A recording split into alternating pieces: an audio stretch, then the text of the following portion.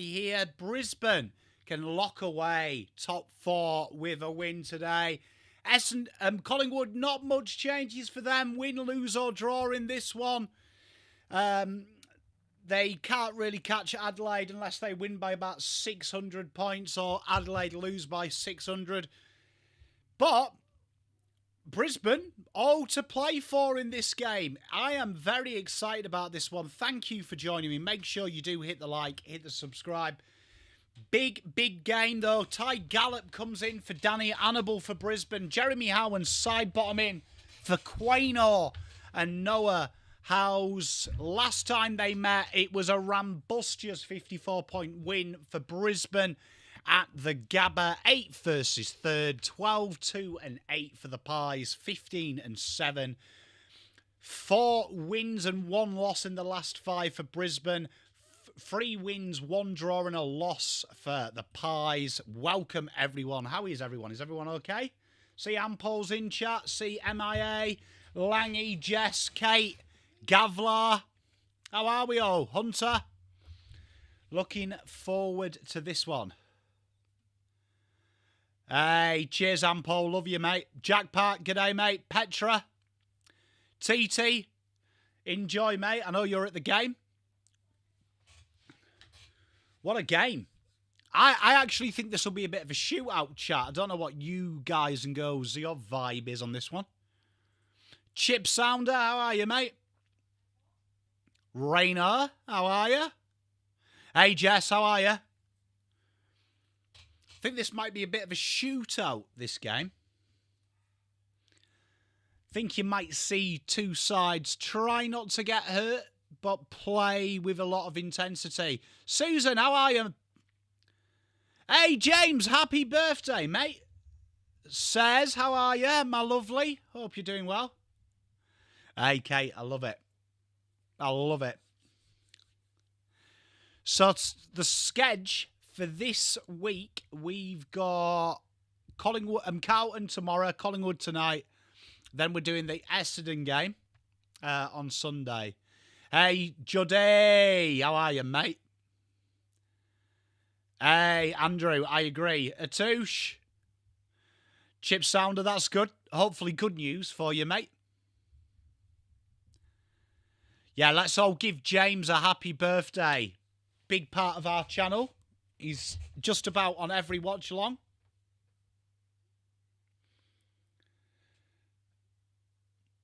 Hey, Spriggy, how are you? You know what? Because I love you guys and you are my favourite chat, how do I do this? I've got a little bit of a thing you can have a play with. Sounds ominous, that. Sounds ominous.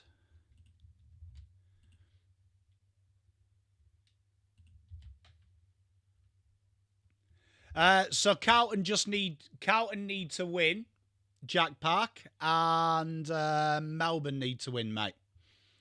So if you check this out, as we get a $2.99 from our main man, chat, our main man,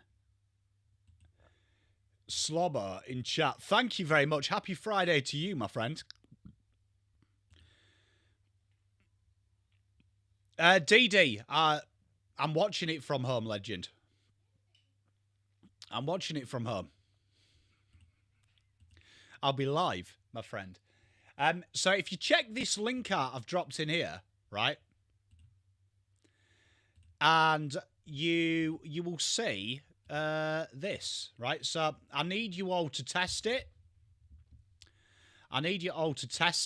But what this is a little bit of a simulator where you can set it. So you've got like a little ladder there.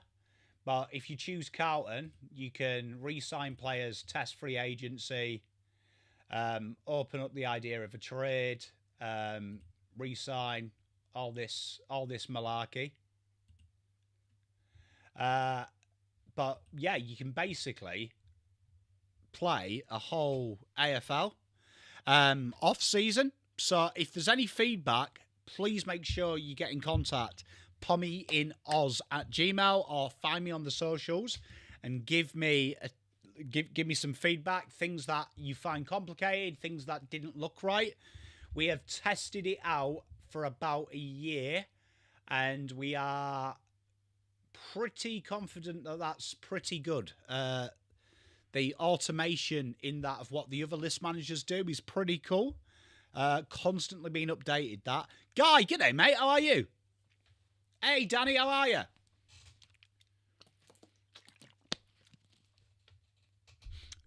Butters, I still think Butters ends up at the Dogs. I did pin the link. Is it not pinned?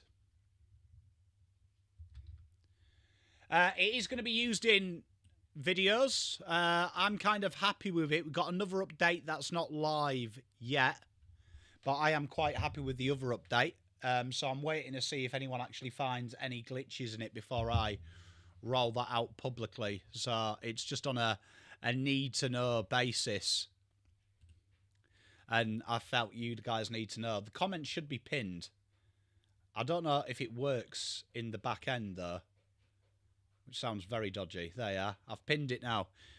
That should be pinned. There you are. Should be pinned now. I've gone through YouTube to do it. The main hub don't do it. Brett, g'day, mate. Mitch, g'day. I don't know where that other one pinned, because I clicked pin message to stream, so fuck knows where that first one got pinned. Do you know what I mean? Someone's got it pinned. Facebook or Twitch, you have it pinned. I don't know where it is. So, yeah, but have a play around with that. Let me know if there's anything you want added, anything you want removing. We are trying to do the complexities of getting a salary cap estimate is very hard. So we are going to be looking at that. That is absolutely cooked, though. Hey, old City. So, yeah, give that a check. Give that a play. You can do it. Also, there is a new draft simulator dropping in the next 24 hours. So stay tuned for that. Huge updates on that. That has been literally the 8 to 15 hours a week I watch junior football. That is like a year's work is about to drop. So that is super cool. That is super cool.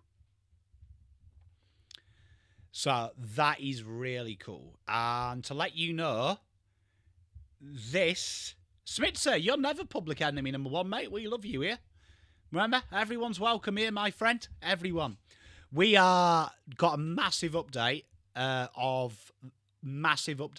But this time next year, we are doing... The website is going to change. I've just paid for hosting for it. But you are going to have the draft simulator. But you can actually submit scouting reports yourself. And you're going to have loads of control of the consensus and things like that. Yes, I should do. Yes, could do. I might get sued, but I mean, we could do it for laughs. But yeah, you'll be able to submit your own scouting reports, things like that. So you actually will be able to control it, and you'll have like my view. There's going to be a consensus view. And then there's going to be you guys, but you can actually submit scouting reports and you'll feature on the channel. So if you get to a game, you watch a game, there's someone you've got, you can input them in there. You can play around if you've collected data, if you haven't. And it's going to be a real community-based project. So, yeah. Shout out Leckdog, who put me onto an American for that. Paul, you could do. Really, Andrews? I have not heard that. Hey, MIA. How are you, mate? You good, mate?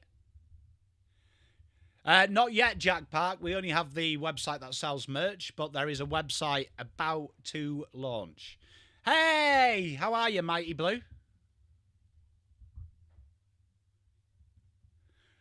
Ruin the football debate. Well, I mean, you could fucking choose someone that you don't like.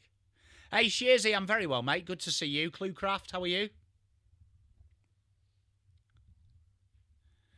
Yeah, so Yeah, so that's coming next year. So that part of it. But that'll be really cool. That'll be really cool. And the notes I write,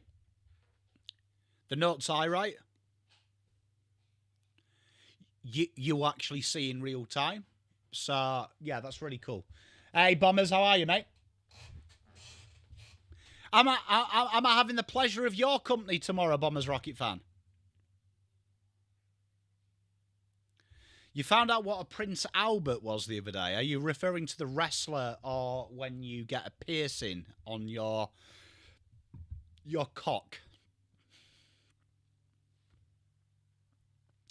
You know what? I played soccer with a guy when I was 21. And no word of a lie, but it actually got ripped in a corner. As the ball is bounced, it actually got ripped out. Someone grabbed it and it actually perished. What a mark. Logan Morris straight off the old bat. Hey, I hope to see you, mate. Hey, Alex, how are you, my brother? Yeah, and it was the opposition side as well. And it was the guy I was meant to mark at the near post, but I took the back post because I was a little coward. Good goal. Brisbane start very well. So the defender of my team grabbed his shorts and it was a ring and he yanked and it popped out. Hey, Double Dummy, good to see you. Hey, Bombers Rocket fan, I feel ya. Hey, Sandra, how are you, my lovely? Yeah, so that was good. You know what, Jess? I interviewed Glenn Manton, and he tells a great story about his piercing of how he hid it. Because he was going to get a bollocking for having it. They weren't meant to get it. Absolute ripping story. Hey, Bluebird, how are you? Yeah, Raider, mate. Honestly, it made me cringe, bro. I never grabbed someone's shorts after that. Good start. Hey, Guy, how have you been, mate? Anyway, have you been all right? Haven't seen you for a while. Yeah, I probably couldn't do it, Hunter, to be fair. Not for me. Here we are. Pendlebury has so much time. Releases Ed Allen. We are a goal apiece. What a start, chat. Hey, Woodville, good luck, mate.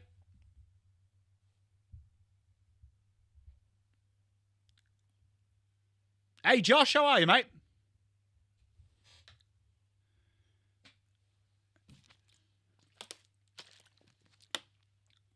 What a game. Told you it was going to be a shootout, chat. Yeah, Danny, I don't think it was too pleasant. He weren't best pleased, I've got to say. He weren't best pleased. It was one hell of a scrap in the 6-yard box, I've got to say. There was a few rights and lefts thrown. I actually got punched that game as well. Hey, Guy, I feel you, mate. I feel you. I actually got punched that game. And got a yellow card for my reaction to being punched. Still can't believe I got a yellow card for being hit. Great intercept mark by Zorko. Mrs. Pom on her way to see me. I reckon she's going to ask for constructive chat feedback as the ball comes in. How would you know? Because I know you.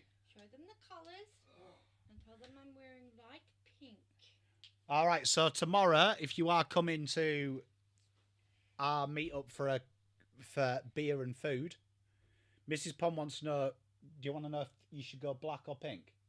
Chat, what do you think Mrs. Pom's nails should be tomorrow for the meet-up? So if you are here, remember, 7:30 Richmond Sporting Globe. We are meeting.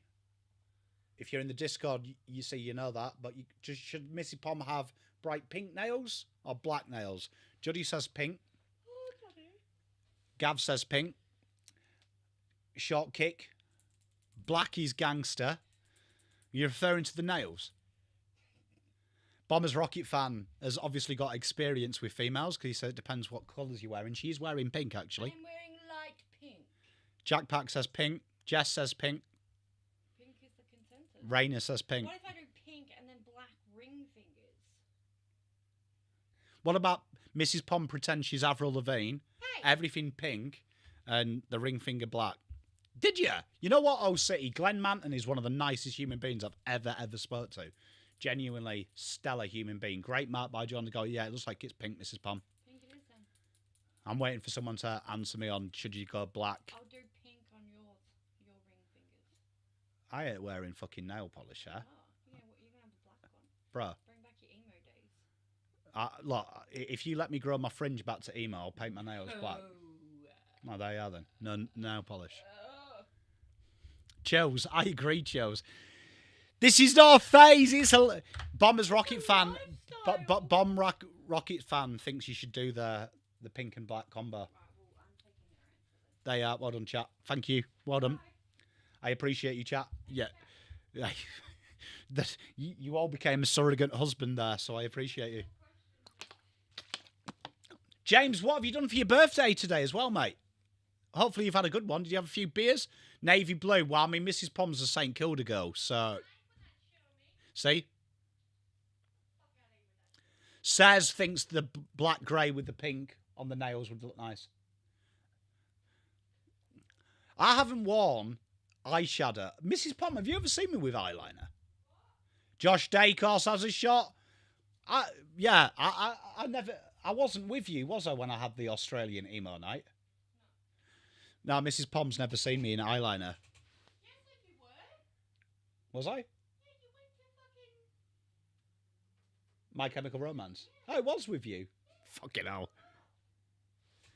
Lana, you're right, my darling. How to get yourself in trouble on a live stream with Pom. That's a great kick and a better mark there by Membry.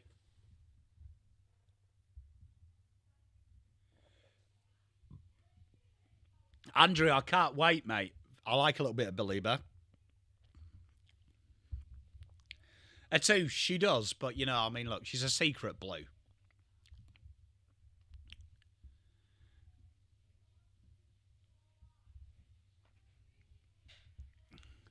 Mitch, mate, what, mate? When you ooze masculinity like we do, mate, you don't have to give it a different name. You just own it, mate.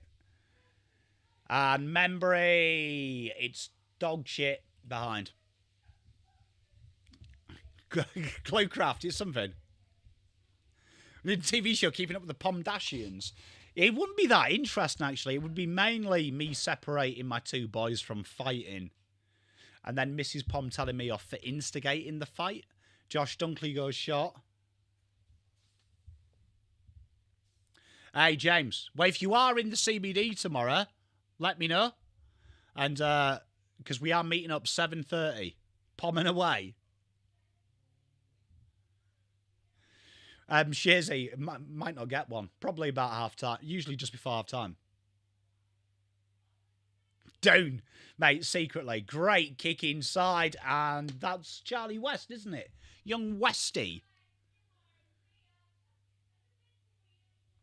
One of each, Mitch. One of each. Howzers, mate. Probably a bit of that.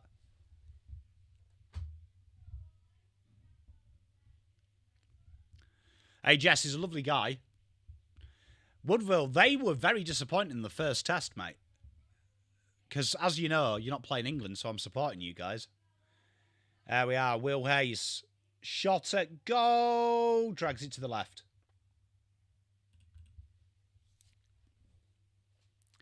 Yeah, I got one of each, Mitch. Youngest Saints, oldest Carlton. Youngest is regretting his decision. His life choices. Great mark by Ty Gallop. Really do like Ty Gallop. Ozpoms, mate. Oh, ball comes in. Dan Houston can't take the mark. Darcy Cameron ushers it away. Ned Long, very well done. And Sam Swadlin, Rising Star nominee from the week just gone. Mrs. Pom claims he is.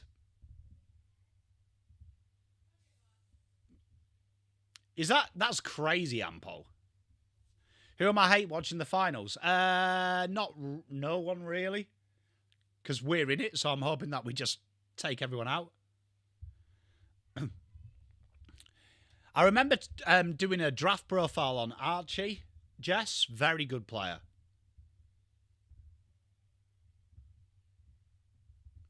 Hunter, I think once you've chosen your team as a teenager, you're stuck with them. But I am happy for you to float there and thereabouts. Oh, interception! Zorgpedo hits the behind bar. Jeanette, I haven't seen you for ages. I thought you didn't love me anymore. How are you? You know what, Mitch? I never thought I would live to see the day Australia would ever lose to Bangladesh. That's a quick hand. Great turnover. Great goal by Brisbane. Brisbane are moving the ball fluently. And Conor McKenna kicks his first. MIA. Crazy. Mitch, I agree, but I think you always switch back to, like, the dominant team in your family. But I am quite happy when you're a kid, you know, but the pressures of school. I can understand you getting bullied and changing teams. Unless you're my brother who thought it was, I'll quote my brother, he chose Leeds United. And the reason he chose Leeds United is because it's easy supporting Manchester because they always win. Fucking is it? Hey, B1, how are you, mate? They are, Jess. They are. Big T, you know what, though? Credit to Nick Kyrgios for actually owning it. How weird is that? I do like to see a sportsman just be fucking honest and just own it and not be, like, not fucking make some stupid excuse like his dog died. Just say, look, I fucked up. I'm an idiot. I respect that. Jeanette, it's good to see you, my lovely. I hope everything's well with you. Atom, good to see you. Ampo, I haven't, no. Mitch, it's not.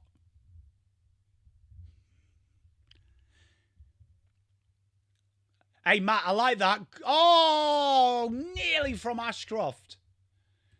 Yeah, I do think once you're an adult, you've got to stick fat with your team. Oh, I've been putting the scores on Brisbane. I'm an idiot.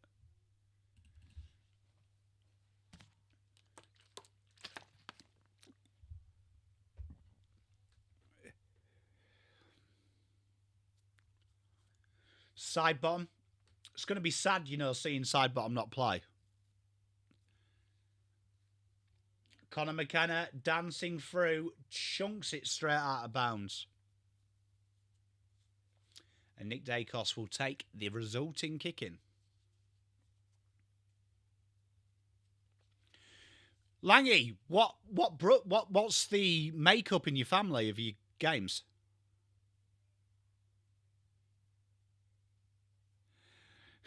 Lemon Pop, that is amazing. Will we see your beautiful face tomorrow evening?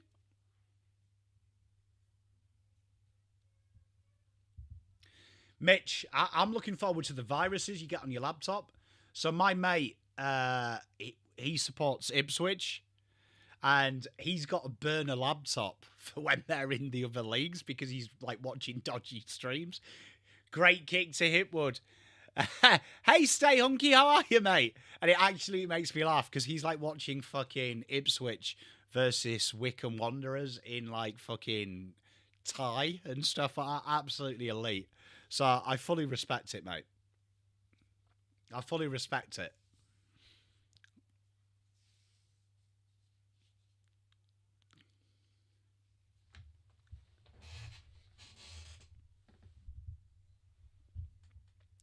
I believe we are outside because there's more than 10 of us, Lemon Pop.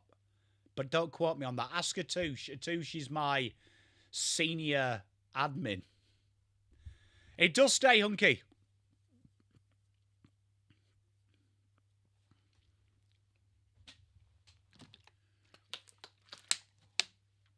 Dad was Dogs, Mum was Saints, older brother Hawks, younger brother Swans. What made you become a Carlton fan? Mitch, I'm really, mate, I love you for that. Like, because my mate, honestly, so true story, good mate of mine, he's been married for 10 years, same as me, got married the same year as me. And he was using, like, the family computer. And his missus was convinced he had, like, a porn addiction because of all the viruses that were coming up. So he had to confess that he was just watching Ipswich. Fucking brilliant, Mitch. Like I was like, it's probably less embarrassing to say he had a porn addiction. Free kick, Ashcroft here. This is going to be heartbreaking for the Pies. Obviously, the Pies have got nothing to play for, but pride, really, and seals the goal.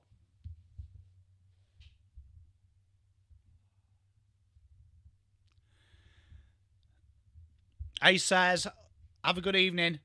Reach out if you need anything. I'm looking forward to it. Stay hunky. Oh, Langy, that makes sense.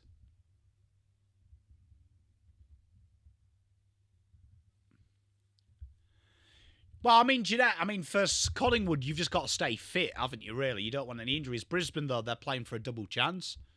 So it's going to be an interesting one. Like, you don't want to get hurt. They want to win. I predicted a bit of a shootout at the start, like Guy said. I think it'll be both teams just going offensively harsh. Yeah, Mitch, honestly, she like went mental, and he was saying, what do I say? And I was like, say the truth, but genuinely... saying you're just watching porn's probably less embarrassing. Ball comes in. Good mark. Oh, put down. Pressure's coming from everywhere. De Goey whips out the handball. Nick Dacos fumbles. Dunkley's on him. Great work there. Harvey Harrison gets it out, and Ned Long. Surely that's holding the ball. Umpire says no, but Brisbane will come out.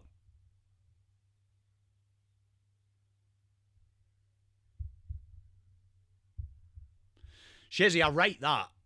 How did your dad take that? I've heard that as well, Ampol. Zach Bailey, over the top handball. Logan Morris goes backwards.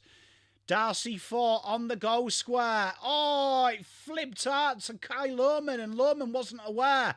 McKenna off the ground. What a soccer. What a goal. Brisbane 4 goals 2, 1 goal 2.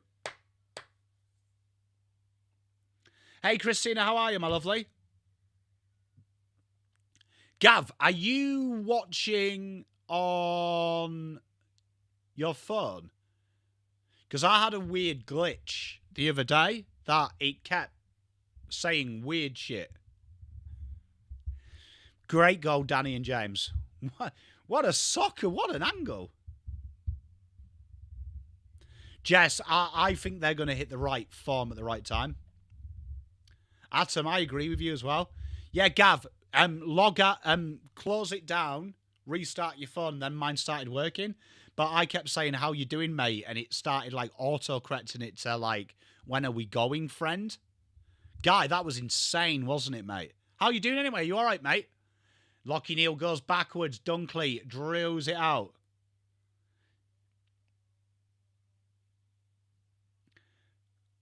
Oh, that's got to be a free kick against Logan. He's played for a high there.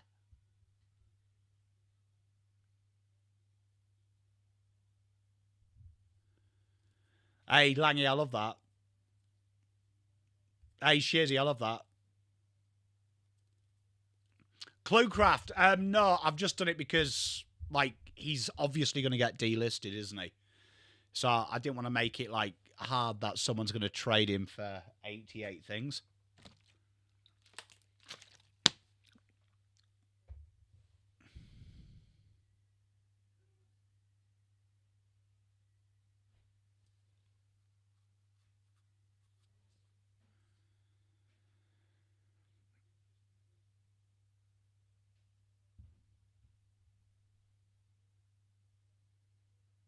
Oh, that's good. Kai Lohman lines up at goal. And it's another behind. What a start. Brisbane look good.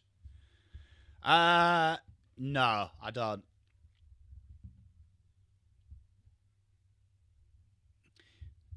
Hunter, I'm good, mate. Oh, yeah. Yeah, I think the same, Jess. I mean, that's a right touch of luck for us, isn't it, to be fair?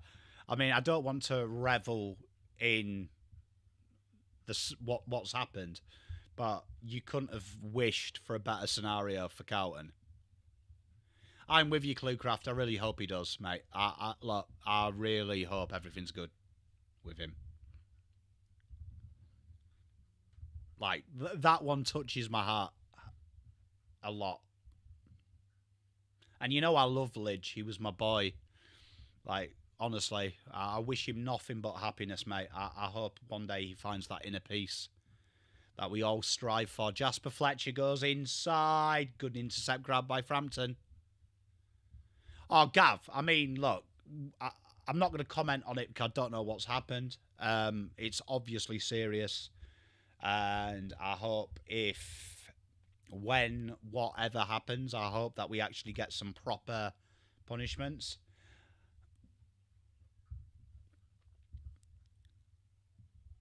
Some proper punishments as well. Swaddling goes inside. Pendles, it's a great kick. Pendles is so good. But I agree, I think culturally when it's 5 players like that, fucked, isn't it, man? And genuinely, I don't think it needs to be said, but obviously I really hope the girl involved is okay. I really do.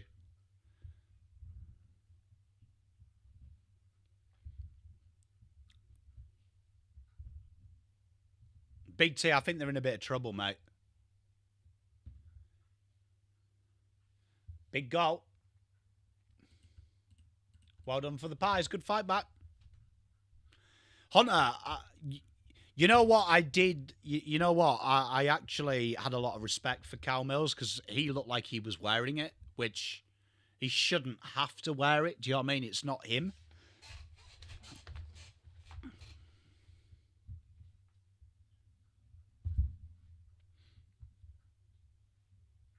You know what I find interesting about the whole thing, though? Well, I don't find interesting, but do you remember? I don't know if you saw Isaac Rankine when he came back after, and he talked about winning the trust of the teammates and like feeling a little bit of an outcast because he obviously was suspended for the finals. Can you imagine being a player of that club? Like how pissed and disappointed you would be that someone would be that ridiculous to ruin not just the career but also put you in that spot, because that just doesn't damage one person, that damages the whole club. I agree, Jess. Good evening, Alan. How you doing? Like I can't imagine being a player of that football club and like wanting to be around them. Oh, Jess, I agree. I mean, look, it affects so many people. But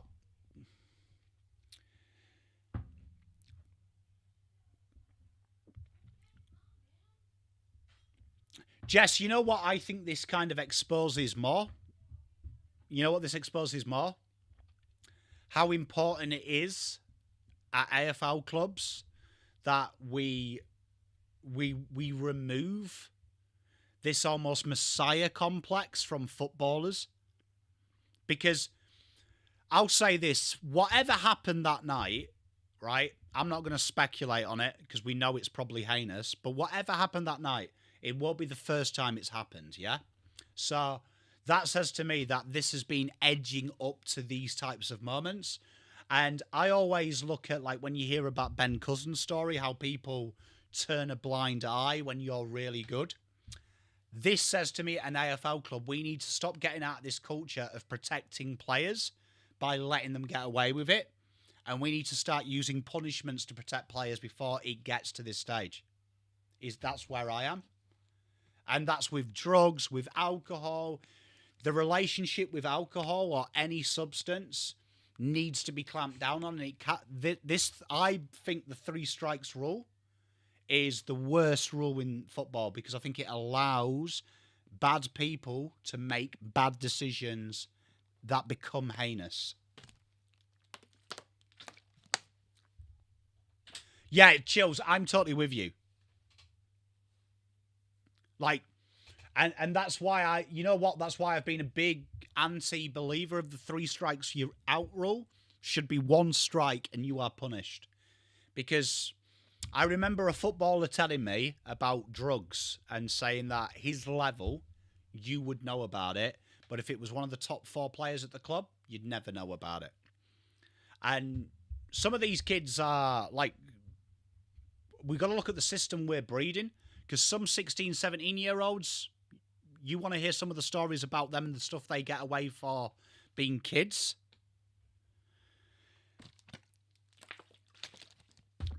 Like, that's what scares me.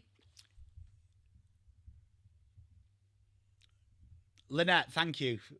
And Beck, thank you. Rock Dog Aya. Oh, Bombers, I agree if the onus is on you, but when you're busted and you get away with it 3 times before we know about it, you're only encouraging it, and you'll never get caught first time. So bad people will do bad things. Bad people will do bad things. But I've heard horror stories from junior football of, like, illegally drinking and it being kept under wraps because they're a superstar footballer. You're just breeding all the nasty things in the world. If a kid without, you think as a parent, if you don't punish your child and set cause and effect, you have a serial killer on your hands. Yeah, Bombers, we were talking about this in our Discord. I totally agree with you. Look, I'm a big believer. Alan, spot on. Gav, I totally agree. And look, I know a lot of people disagree with me, but I don't think mental health should ever be an out from punishment.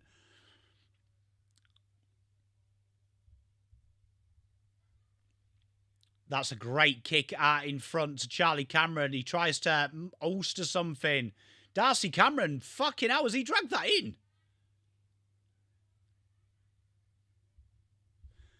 So it's 3 strikes. So it's throughout your career, but I believe it's a 5-year cooling off period, Mitch, from memory. So if you don't have a strike within 5 years, it's kind of forgotten about.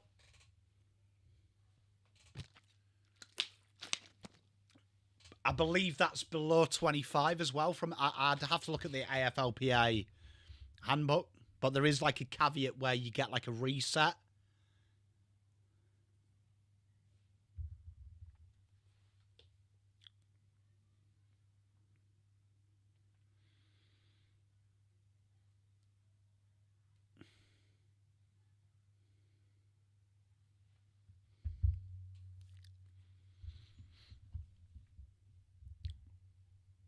But yeah, fucking horrible situation. But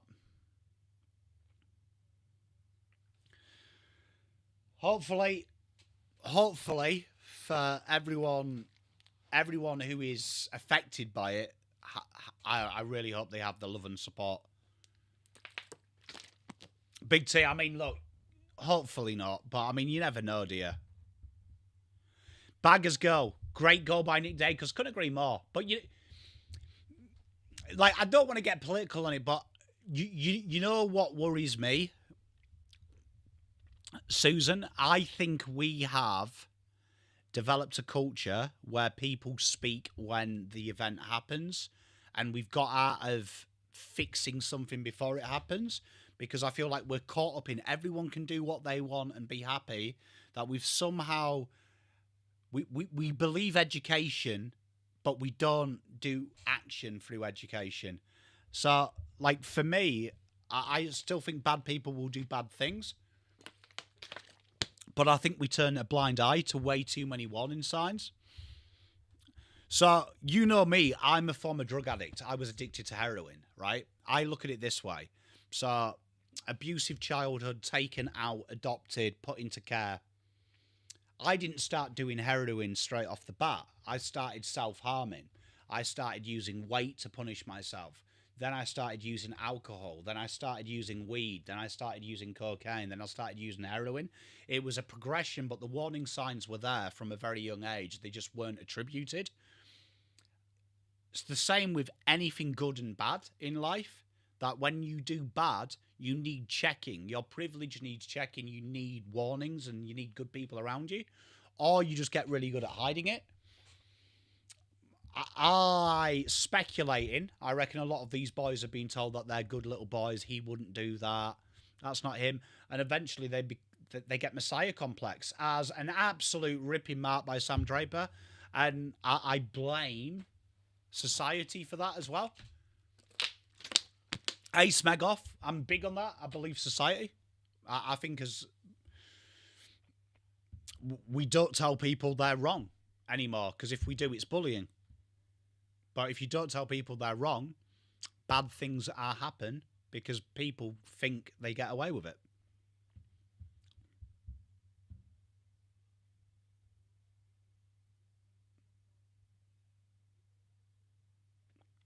Am I, mate? Mate, I wish I didn't get hooked, bro.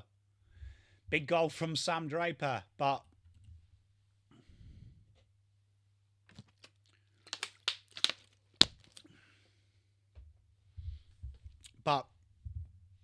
there's no, like, for me, there's no excuse. Josh, but I mean, you're going to get people say stupid things because, you know, genuinely in society, when something bad happens, people want to disassociate that people are evil. But people are evil. People are evil. People do bad things. But ultimately, why people do bad things is because people are allowed to do bad things. Like, I don't want to go on a rant about it, but like, I think this is something that could be easily stopped. But it won't be easily stopped because we'd rather do self-serving gestures than actually fix the root cause of the problem. And the root cause of the problem, in my opinion, is pretty easy to fix.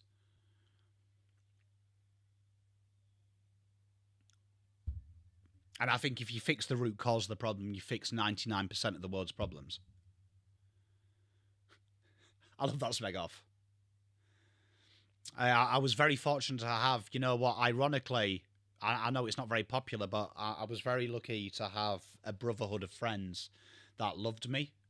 And that if I didn't have men around me that loved me, that could look me in the eyes and slap me and tell me that I was a CUNT and I needed help, I probably wouldn't be here. I was very lucky to have that in my life.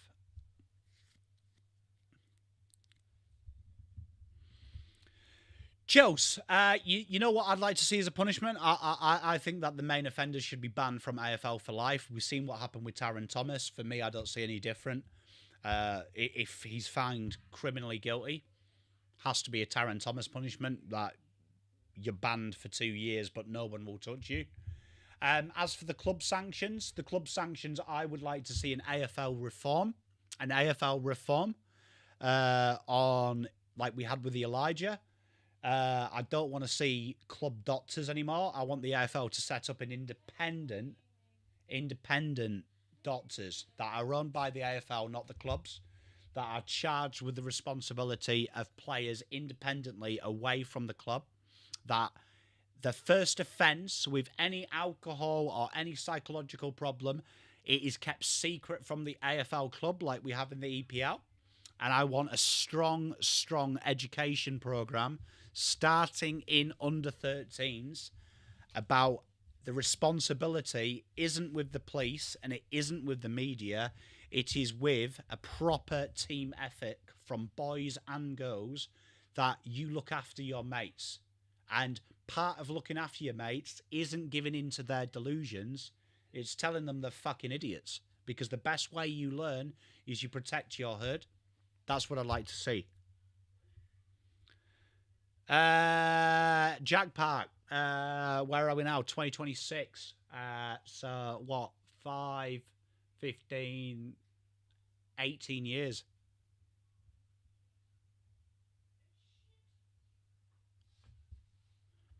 Hey, Luke Park.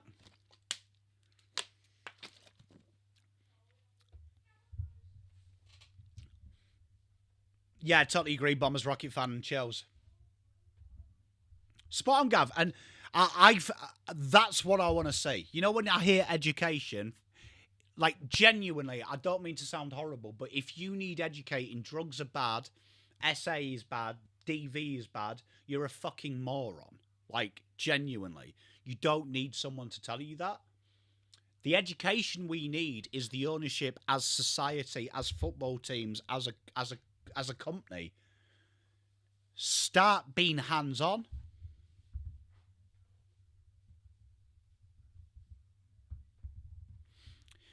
Yeah, but Josh, we shouldn't be...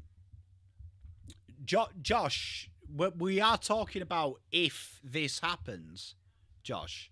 Like, every allegation in the world could be false. Do you know what I mean? Or true. Just because, like, I'll tell you this. The most evil people in the world are people with opportunity. So, I have been fortunate to live a bad life doing drugs. But I'll tell you what, you know the guys I did drugs with? They weren't bad guys. They were the guys that would be surgeons, doctors, lawyers. They weren't sportsmen. They weren't people at Frankston Station. So the most evil people in the world are the people that have everything. Spot on, Jess. So, like, and have you ever heard the saying, no smoke without fire? And, I mean, I hate to sound simplistic, but when you have responsibility and you have fame, your responsibility is to not allow yourself to be in a situation where that could be taken away. And I can tell you as a married man, I'm not famous, but would I go on a boys' weekend and have a stripper in my room? Absolutely not, because I respect myself and my wife and young people. Do you know what I mean? Edwina. Josh, 100%, because I was raised by my pop. I've never raised my voice to a woman, ever. Never struck a woman. So, for me, the only ass I will slap is someone that fucking allows me to, and that's my wife. I would not do that to anyone, regardless of if I've paid for their time or not. It's called respect, but I wouldn't slap my mate's ass either. I think that's fairly normal, isn't it? That's human respect.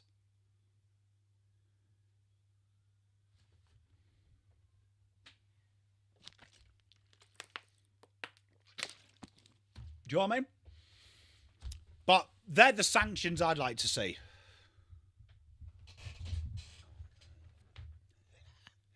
I was making sure my kids are having a bath, and I don't want my kids to walk in and hear something that's probably not for their ears. Do you know what I mean? That's why I looked. Do you know what I mean? I didn't want my kids to hear, oh yeah, I slapped my missus about. I do, Josh. But what do you mean?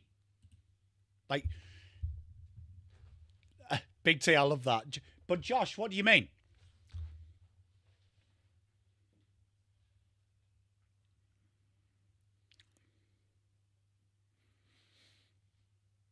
Okay, no, okay, so Josh, because there's been one case in the AFL recently where someone wasn't telling the truth, does that mean that we just disregard anyone who ever comes out just because one person's done it?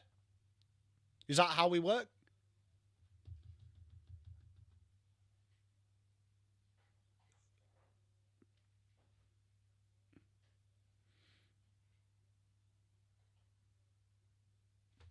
Do you know what I mean?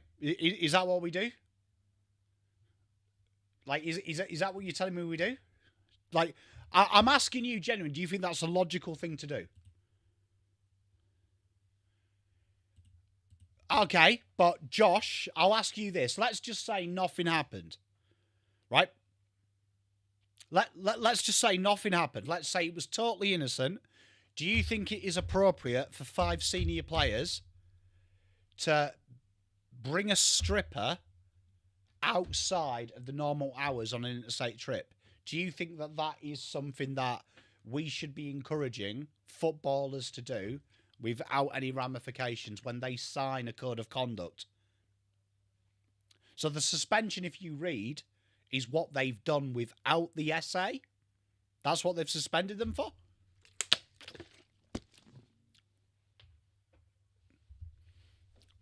So let's just say, hypothetically, you are right.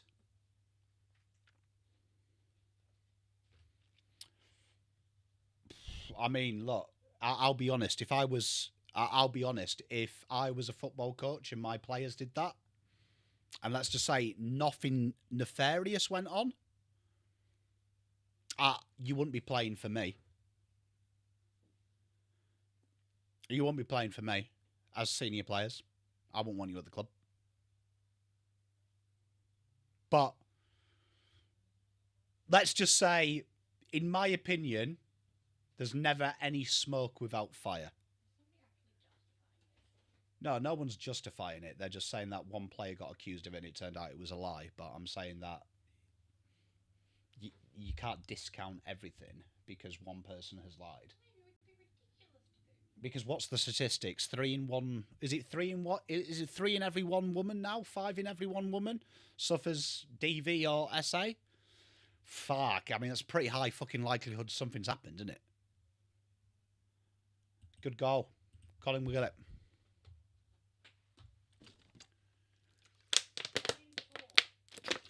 Mrs. Pom's telling me 1 in 4. I mean, look, let's just take the Sydney thing out.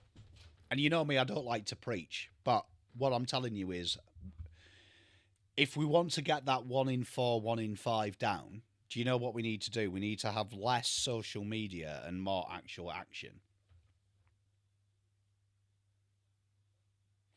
King Charles, and this is what I'm saying. We need to stop with the virtual signalling. Stop with the soppy crying about it, and actually fucking physically do something about it. Jess, and I'm so sorry about that. I'm so sorry about that. B1, we're not far off. I think we are worse.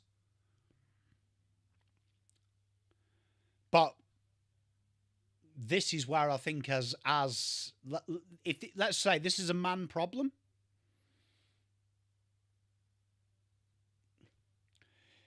Josh, you've still got a code of conduct, though. Do you know what I mean? Because, like, if you're downplaying it like that, Josh, like, okay, let's say I was drunk and I killed 2 people on the road. That's like saying if I didn't drive and I didn't drink, that wouldn't have happened. It did. And Big T, I would say for this to happen, it's probably happened more. This is the first time we've heard about it. Because you don't just randomly do that.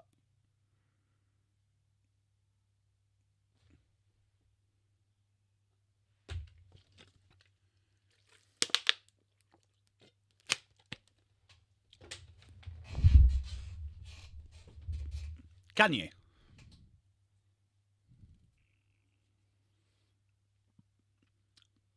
So, Josh, I don't know what your point is. Like, what I'm trying to ascertain, like, what is your point?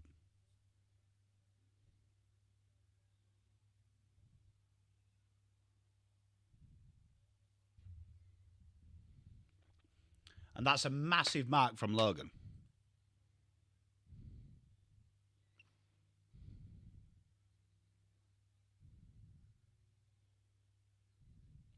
Rational Roman couldn't agree more. But what I'm saying is the fix for societal problems is always the same, whether it's mental health, DV, SA. What it is people looking after their own. It's not education and stuff like that. People have cop-outs. It's actively hands-on fixing it. You can do all the videos in the world, all the posts in the world. You are never going to get it fixed unless you start putting the responsibility and the onus on societies to start fixing it. It's not calling out the behaviour. It's actively fixing the behaviour. Like, a Twitter post isn't stopping it.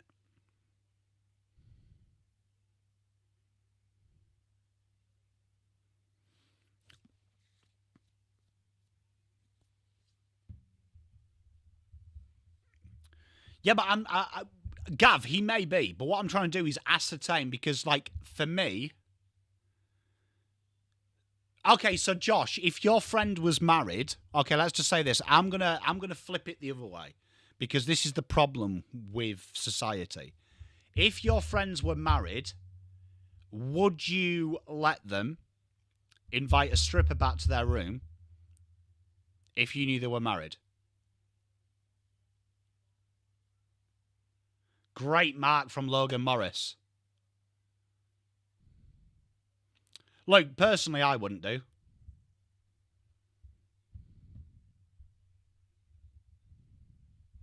Bugsbar, I totally agree. I think this is bats. I don't know how soon you drove in. I said that this is something that started innocently and progressively has got worse over years. Like,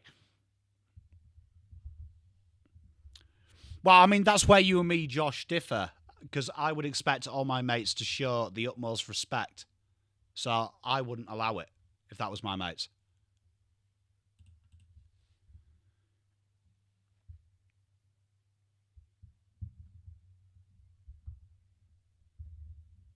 Bobber's Rocket couldn't agree more.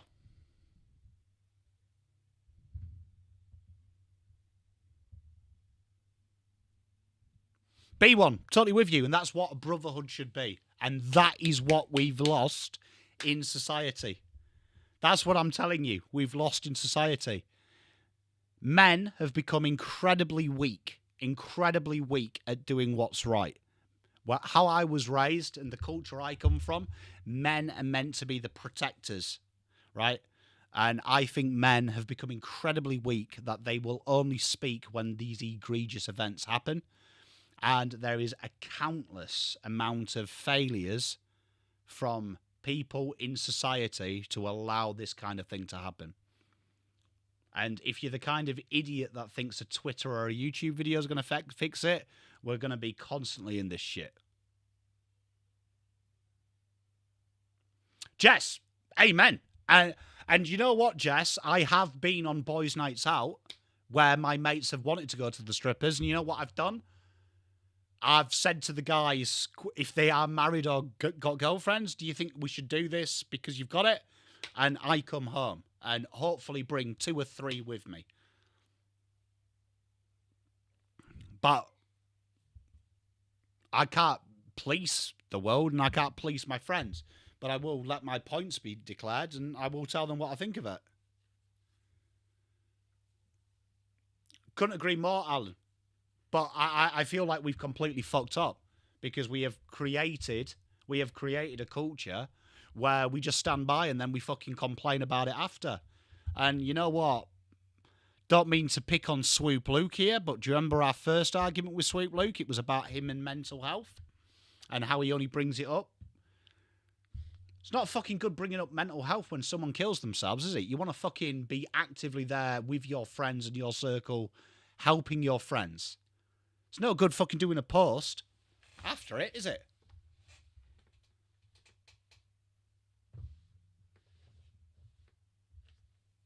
Do you know what I mean? And it's the same with DV and SA.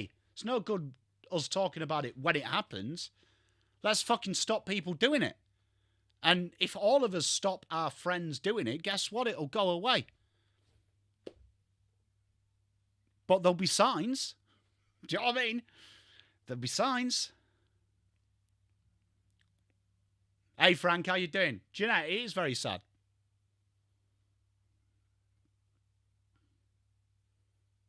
But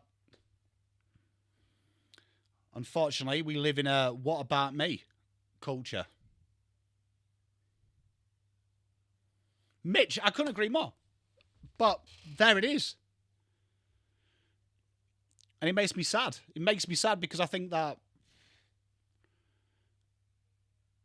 it makes me sad.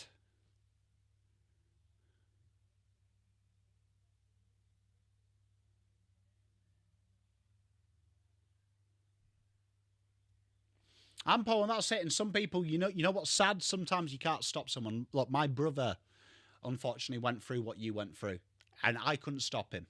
I couldn't stop him. I tried and I tried and I tried and I couldn't. Sometimes you can't. But for me, you've got to be all in, haven't you?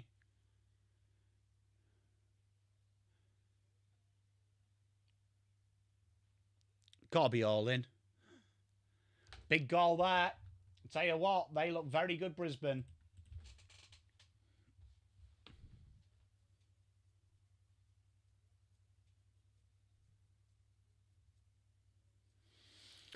Yeah, and you know what? This is something that is quite hard. Sometimes you've got to protect yourself above all, because if you yourself are affected by it, unfortunately, you've got to do it.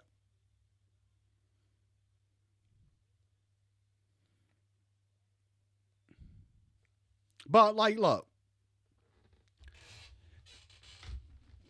I just think it's very... Look, I don't like these conversations. I think it's very egregious for a guy that sits here and chat shit about football to talk to people about fucking social issues. Because what the fuck do I know about social issues, man? Like, what do I know? I know about stats and football. I couldn't... But you do what you can. My opinion, take it with a pinch of salt. My opinion, to stop these issues, it's action, not words. Words aren't going to do anything. Like, I have kids. My kids are 11 and 10. They know how to not break the law. They know how to not break the law. So when people say we need more education, 10 and 11 years old, do you know what I mean? It's not that fucking hard. Don't do bad. How much education do you need? You know what you need? You need someone checking you. Checking you. Like I am as a parent. I check them. That's what you need. Hey, Red Dead, how are you, mate? Thank you, Big T. But yeah, look, that's my opinion on the Sydney thing. Hey, I totally agree, Bugs Bow. I'd love Logan Morris at my football club, Big T.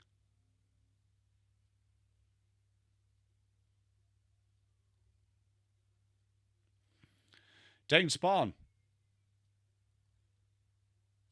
Tough, mate. Spot on.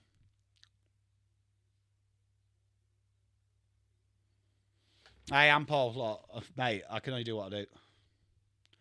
Beck, I'd love Collingwood in Melbourne, but I don't fear Adelaide. Is that stupid? I feel like we'd have a chance against Adelaide. Lynette, hardest thing to do, innit?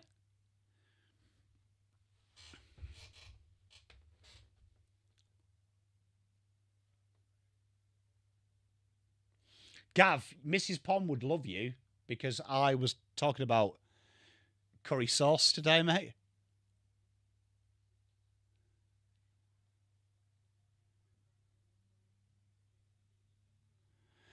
Oh, no, you see, look, Mrs. Pom and Gav are going to fucking turn on me now. Going to turn on me. Big Mark from Frampton.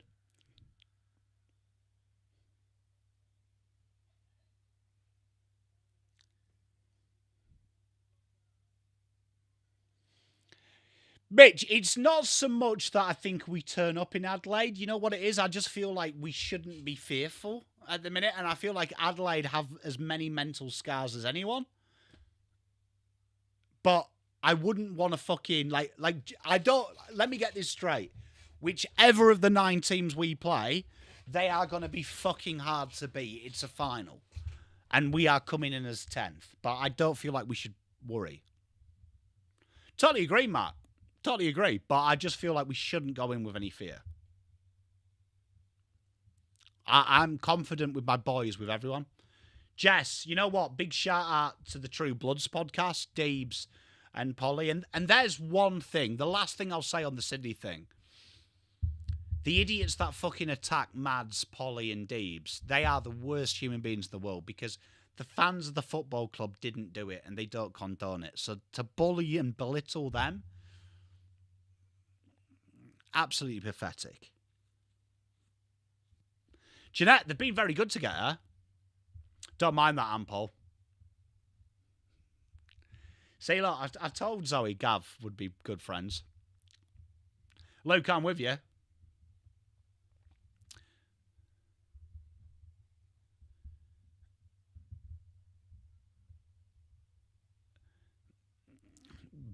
Bombers, it fucking, mate, honestly, that has aggravated me. Hey, Mitch, I appreciate you.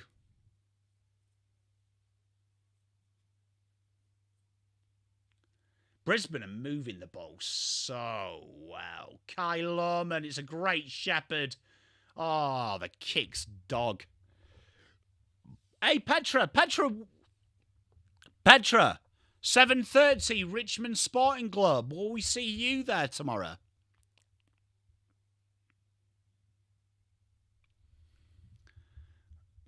Bombers, I'm with you. Dangerfield. I think Geelong will be a threat in finals. You know who I really... Look, I stand by it. The three teams I fear in finals in order. Number 1, Brisbane. Number 2, Hawthorn. Number 3, Fremantle. I look forward to seeing you later. Oh, Petra, so if you're in the Discord, you're not. Tomorrow, 7:30. This is open to anyone in chat. 7:30, we are meeting as a Discord group at the Sporting Globe Richmond. Gav, what would I call the curry sauce Macca's burger? Fucking good time, bro. Oh, what a mark! Hitwood's back, baby! Call it a good time. Mate, what would you call it? Danny, look, I'm confident. I just think in finals, they're the teams that I worry about the most. Mitch, I just don't think they're playing good football, but I don't think it's questionable in the final. Hey, Rock, appreciate you, mate. Glad to be here, mate. I wasn't a good person then anyway. I wouldn't change you for the world. I know that sounds weird, but the shit I learned, I wouldn't change it. Hitwood has the weirdest running ever, but good goal. 9 goals, 3.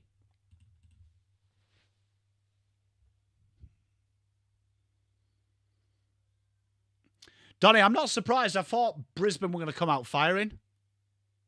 You know what? Controversial. I don't like McDonald's, which probably is not a surprise. I put curry sauce on a fucking burger, Gav will say. But, not it. Jess, they could do. I don't worry them. Demons, Mitch.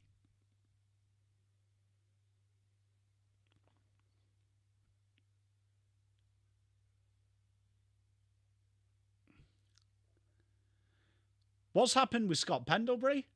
Ruled out with... Okay, someone educate me. What the fuck is a knee bursa?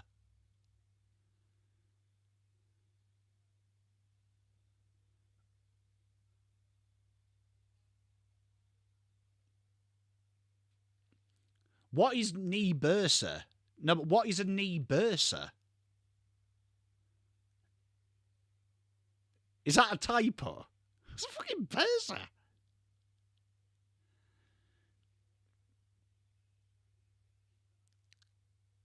Chips, can't beat it.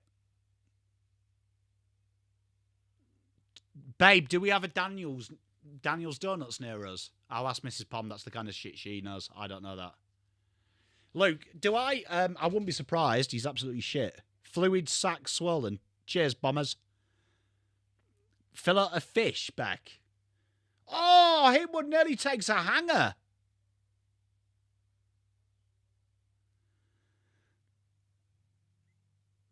Oh, bombers. I was like, I'm very impressed here that you know this, mate. I was like, fucking hell. Who listened in biology? Oh, well, that sounds amazing. Get me the baked bean pie. Thank you, chat. Well, I am educated.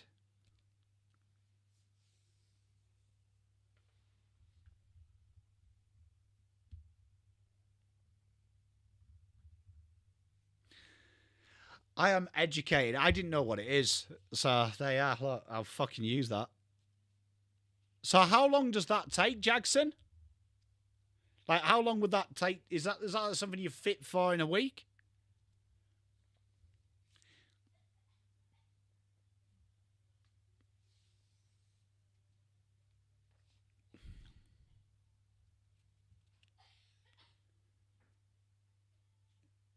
Donny, would you take him? Good kick. Great kick. Finds Lockie Schultz.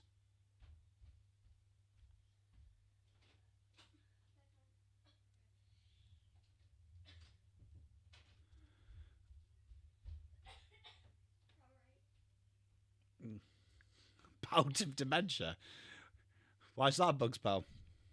Do you reckon Pendles will play on at Collingwood next year, or do you reckon he'll move?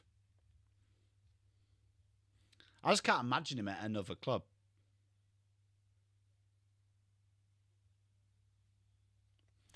Yeah, I'm not a huge fan of Stringer, to be honest.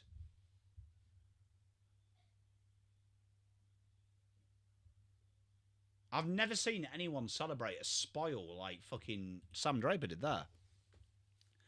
Evidently, Ampol. Hey, Jackson, fair enough.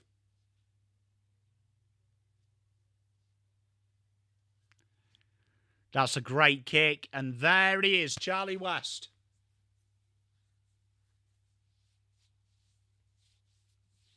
Bombers, did I read before I went live, McVeigh has ruled himself out? Lynette, I agree. I think he is. You know what, Mitch? I could see it. Calvin, you know what, though? I genuinely, I might regret saying this. I reckon we are a 5-goal better side than Collingwood. Calvinator. What do you think? I genuinely think. Oh, Hunter, thank you very much, mate. He does look after himself, doesn't he? He's in fair fettle, as my granddad would say.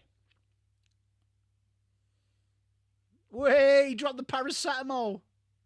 How many fucking paracetamols he popping? See that? That was about 5. You still think he's heard?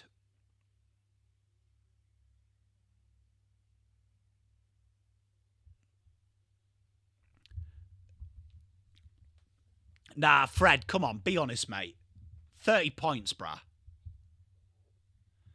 Nah, Mitch, you're gonna watch us tomorrow afternoon, mate, and we are going to be sizzling like a sausage.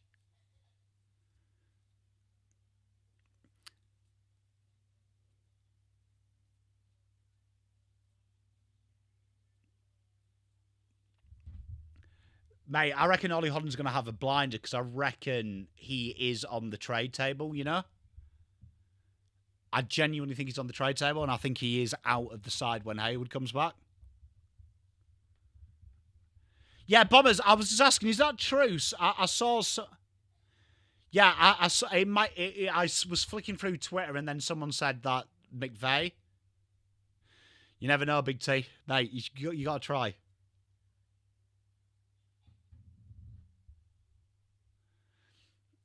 Mate, you can't beat a sizzling sausage, though. Jess, I did. Charlie Cameron on the afterburners. Oh, dances round 1. Great pickup. Oh, what is Logan doing? The fuck was he doing?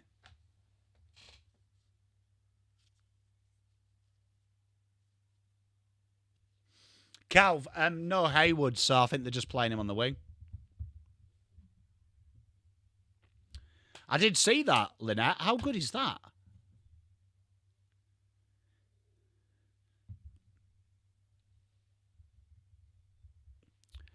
Yeah, I'm not a big fan, mate. I'm not a big fan of the review of the pint. Not too sure. I would have backed Charlie to kick it from there.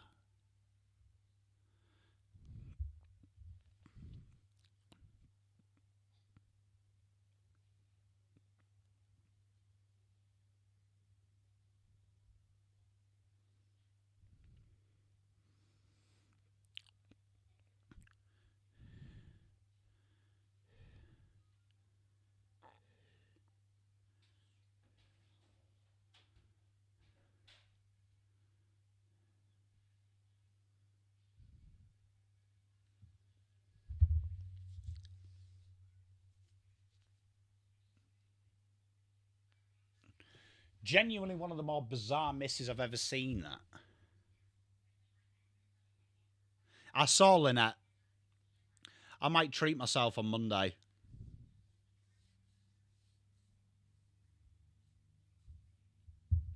Fred, no, mate. No. No. In the UK, that rule is vermeerant, mate, of touching them. You get bashed by a big brummy lad, mate. He's just gone to the toilet, baby. Oscar Allen.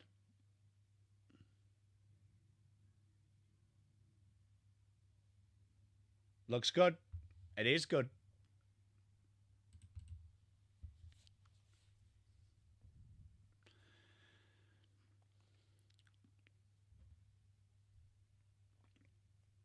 Yeah, Jess, it's been big cruise control. Nice debut.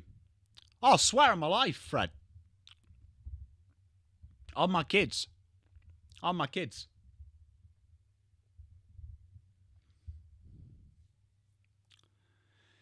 Oh, I mean, look. I mean, it's probably unpopular, but can you imagine being a player that wasn't involved, Rock Dog? Like, fuck. That would be a horrible dressing room. Horrible dressing room, wouldn't it?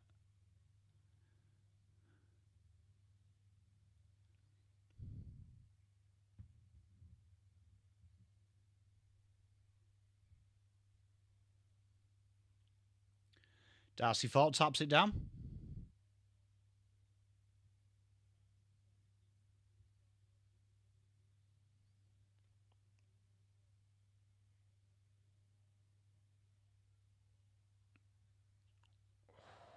Quick hands, side bottom. Oh, runs under it.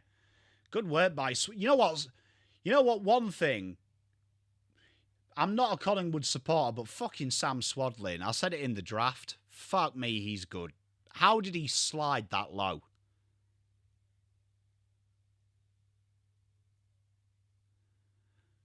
How did he slide that low? What a player. That's a good kick. Finds Mr. Anderson.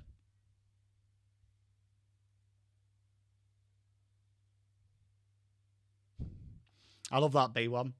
It's good fun, isn't it, that XP thing? Yeah, DD. Fucking annoying, aren't they, mate? Annoyingly good. Anderson, will it swerve enough? We've got a behind.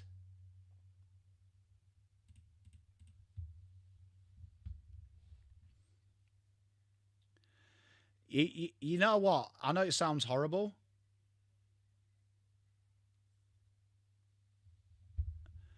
I know it sounds horrible, but I genuinely, I don't think he feels that bad, Hunter. He's on like fucking 2 million a year. Joe, mate, no, I agree with you, Tav. 2 million a fucking year. I wouldn't really. I mean, look, 2 million a year to have September off. Lynette, I really like this colour as well. But think about it, chat. 2 million a year to have September's off. Fuck, mate. I like that back. I rate that. Like, fuck you know. 2 million. I mean, look, if you're TDK, you take the money for 5 years, you'll be, what, 29, 30, and then trade back to a good club. You're set up for retirement, potentially can just snag a flag.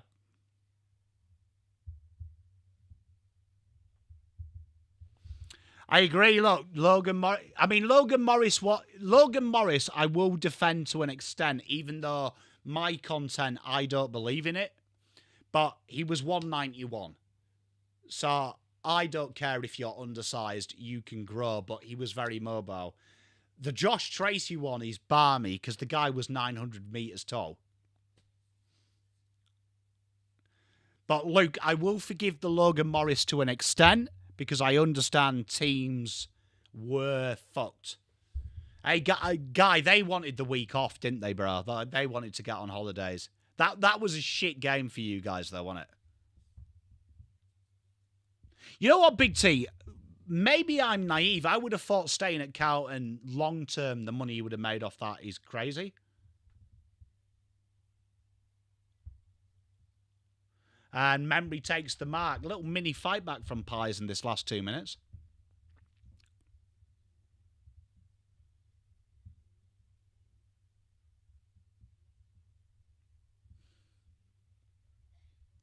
Yeah, Guy, it was a tough watch.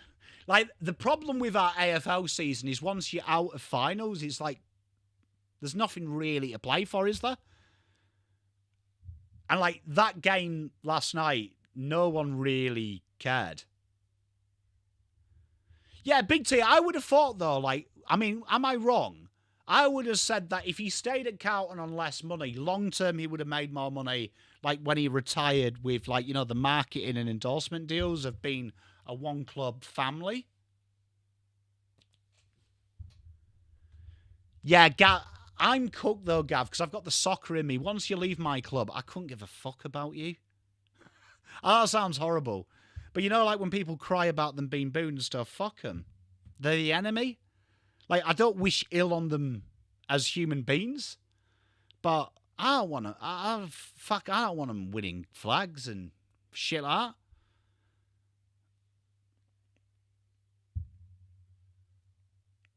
that. Like, they're dead to me. But I always think that's my soccer. Night, babe. No, I agree, Fred. It's just like having that game as like the prime time. Bit fucked though, wasn't it? It's like a bit fucked in prime time. So Mrs. Pom says bye to the chat, and here she comes through. Hey, baby. Hello. Fancy seeing you here. Look, I can see you on my phone. Look, I can see you on my phone. Is Lockie Neal really trying to have a fucking talk from 900 metres away? He's the king of wishful thinking. Billy Frampton really reminds me of the guy who mows lawns on a farm. You're going to waste some money? Chat, do I waste money or do I get clothes online? Guy says hello. Hello, guy. Mrs. Pom asked, does she waste money? Or does she buy clothes online? Which, I mean, you could argue from a male perspective that is also a waste of time. But you know what? The way I look at it, as long as Mrs. Pom's happy, I'm happy. But what do you think she should do, chat? Right, chat, we're going to go for a half-time break because I am busting for a Waz. Waz? You know what Waz means, babe. It is a word. Chat look like they say online shopping. Bodger. Fucking love a bold call, brother. I love a bold call. Lynette says hi, Mrs. Pom. Mrs. Pom says hi back. Right, half-time break, chat. Be right back. 9:05 p.m. I'm going to go and give the kids a kiss good night and go for a wee. But I will be in chat. Love you all.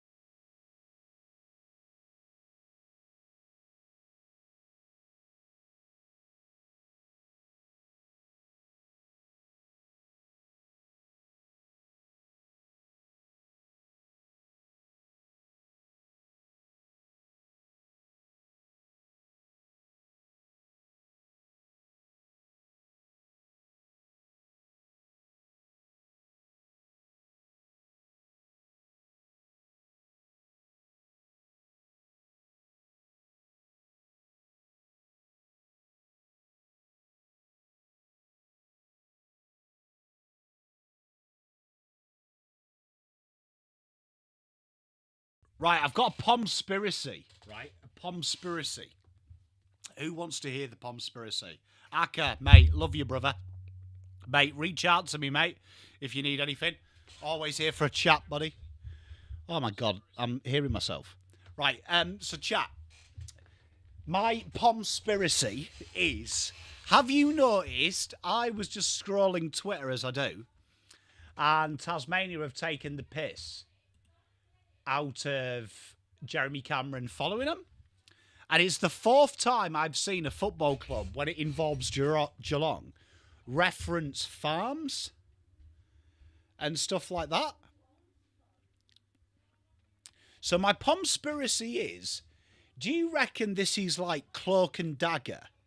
That they know there might be some discrepancies in the cap, per se. But they are deliberately like, night, mate, love you. They are deliberately like keeping it just a surprise. As if to say, like, we take the piss out of it, but nah, serious, we do actually do it. I can't wait, Lewis. I'm very well, mate. How are you? Do you want to see my draft team? I haven't actually done my EPL fantasy team. But I'm in a draft league with Let Dog. So I had pick 9.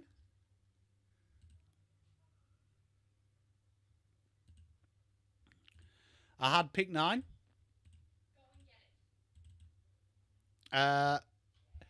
Here you are. How do I share it? From this screen. Hey, yeah, this is the team PommyInOz draft team. Look. So that is who we've drafted for the year. I actually like that team. I think that's a solid team. I think that is a solid team. The only question mark we've got there is Ollie Watkins. Does he go to Saudi? But aside from that, that is a very strong team. That is a very strong team, I think. Shall I could do. I could see a bit of shenanigans, Lou.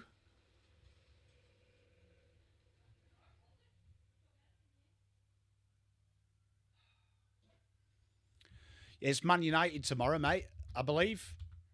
We're 9:30, mate. It is indeed, Alan. But I think that's a very strong team there, look. Can we look at Let Dog's team? Can you have a peruse?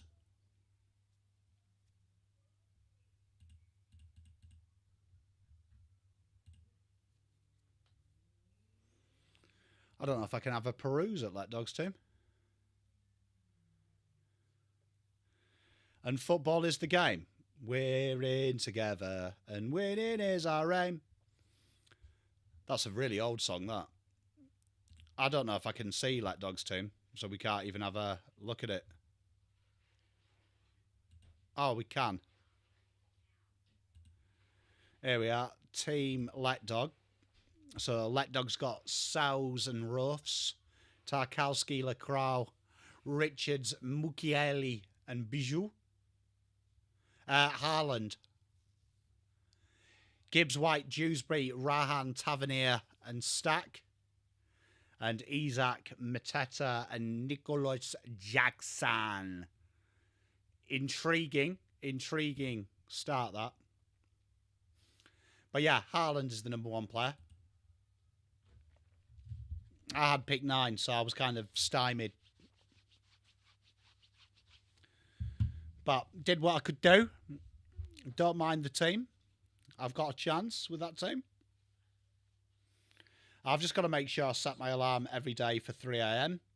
So when any player gets signed, I can snag him.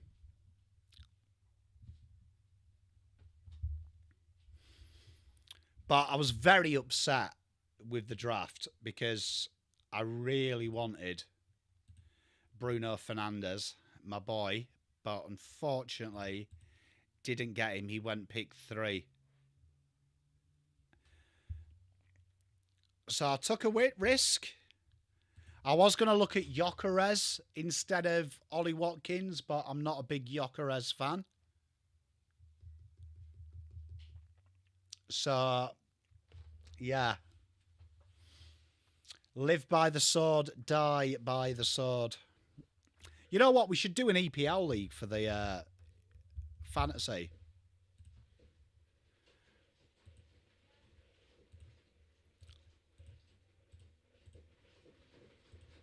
Shouldn't we?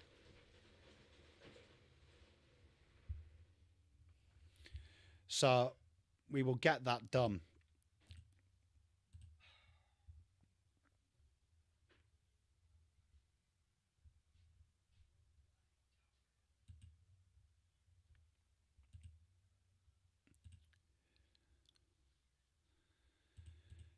Because Luke Shaw's a shoe-in. Concert, he's going to Arsenal, isn't he? So that could be a great get. But you need Bruno in this team. Semenyo's got to be in here.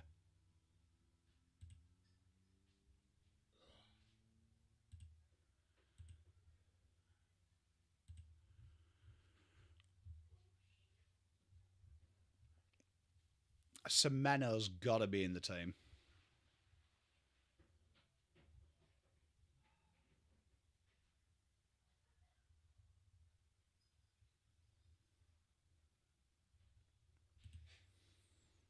Hey, Coro, how are you, mate?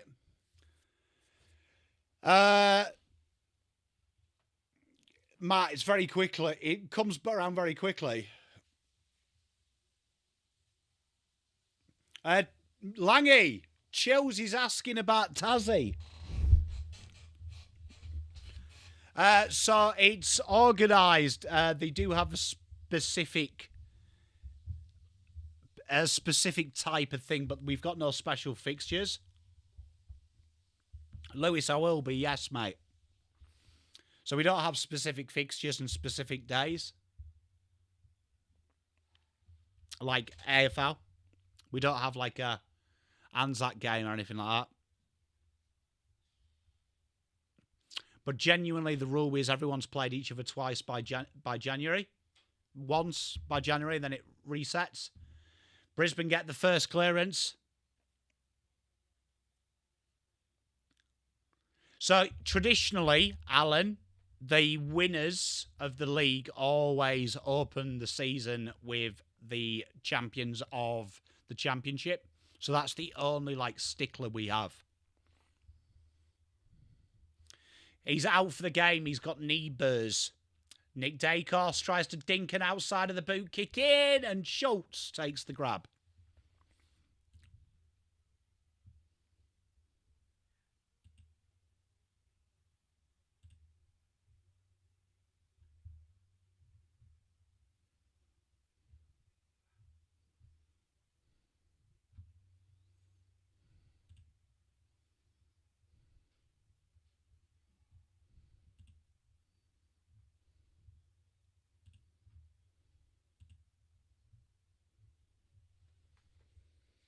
And Schultz absolutely butchers that. And that's a mark on the behind line. What a mark.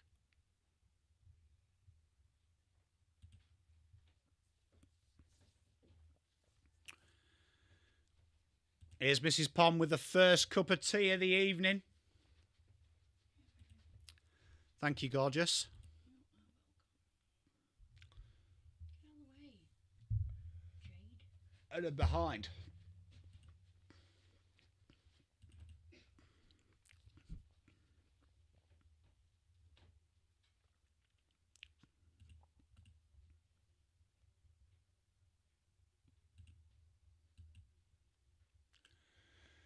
And Jared Lyon tries to get the handball away to Nick Dacos.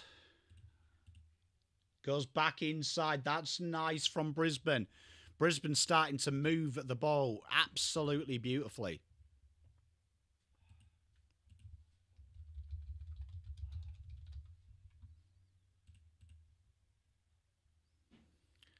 Here you are, chat. Chat, if you want to join.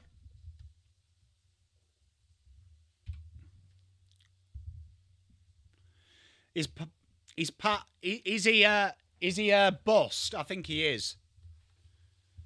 Great mark there. Chat, if you wanna join the league, there is the FPL code.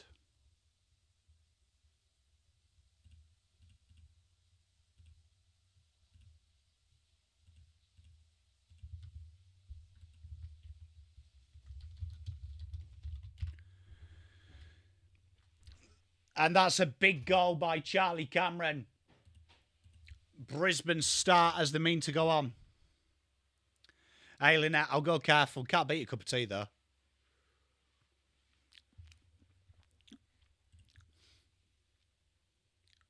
Can't beat a nice cuppa.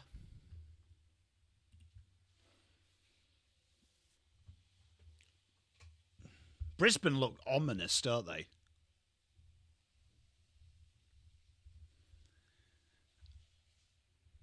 I'm a Yorkshire tea man, which I believe is an Assam. An Assam tea from memory.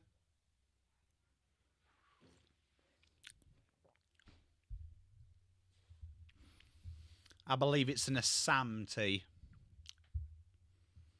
Let's fact check that. Yorkshire tea, is it Assam? Oh, so it's a blend of Assam. Ball comes in. Quick hands.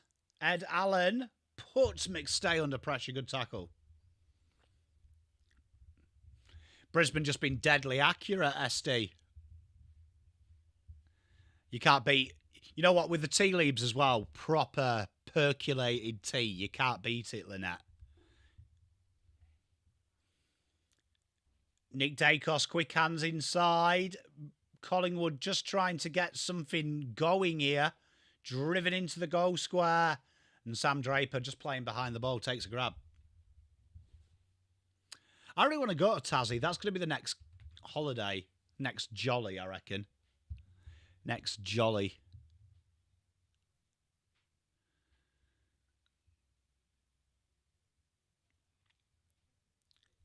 SD, I love it.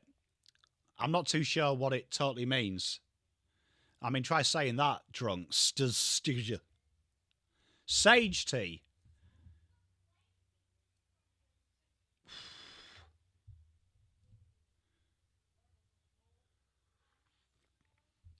Lewis, I've seen that. Risky because you'd definitely take Ed Allen, wouldn't you?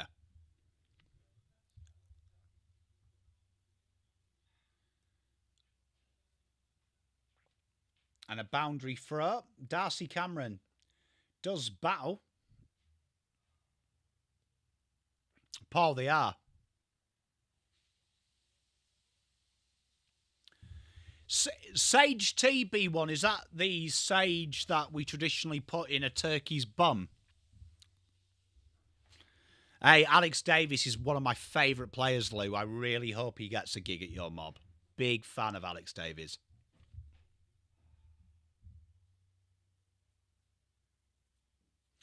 SD, potentially. I mean, they've generated shots. It's just been second-rate shots. I'd love to do that. I've seen a few YouTube videos about it. Langy, big fan.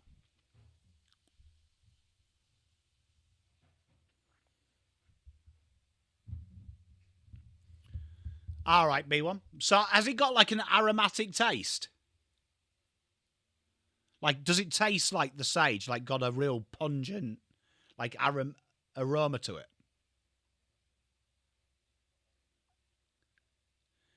I mean, this is a weird game, isn't it? Because, like, there's nothing on the line. Good mark by Hipwood. It is B1. Mrs. Pom is a big sage burner in this house. Which sounds like a euphemism. I can assure you it's not. We would never speak about Mrs. Pom that way. She can kind of hear me. She's in the kitchen. but I don't know if she can. And Hipwood behind. 42 plays 70. Could you imagine? Could you imagine? Yeah, I mean, I'll be watching the Demons with intrigue. Because I would love a Collingwood Carlton wildcard.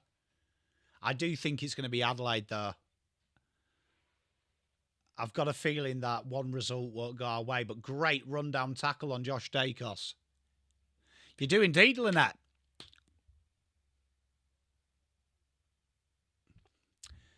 Well, I mean, technically you're not, because you can hate it. That doesn't mean that there's anything demonic about you. It would be more if you ran away from it. If it cast you out of the room instantaneously, you would be in a bit of bother. Nice kick inside, and Schultz takes the grab. Quick handball inside to go. He had way too much time. Zach Bailey took an age to take the tackle. And a great grab by Gardner.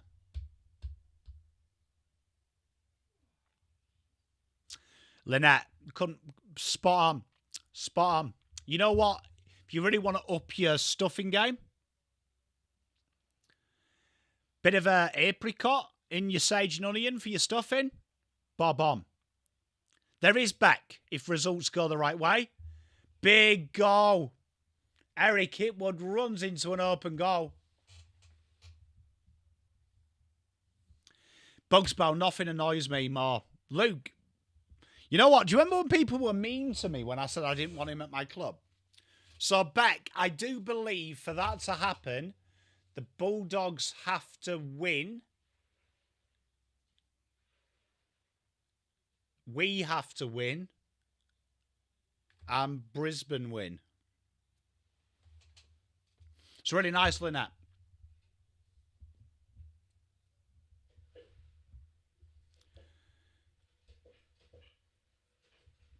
What? Dan Houston will be delisted?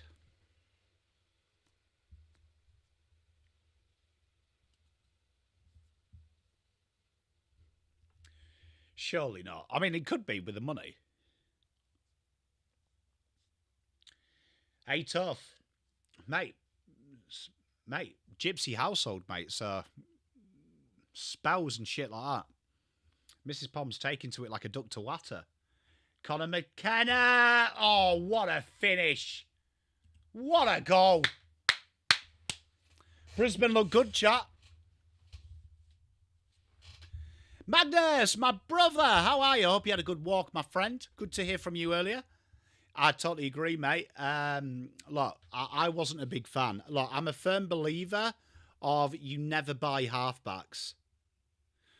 You don't buy halfbacks.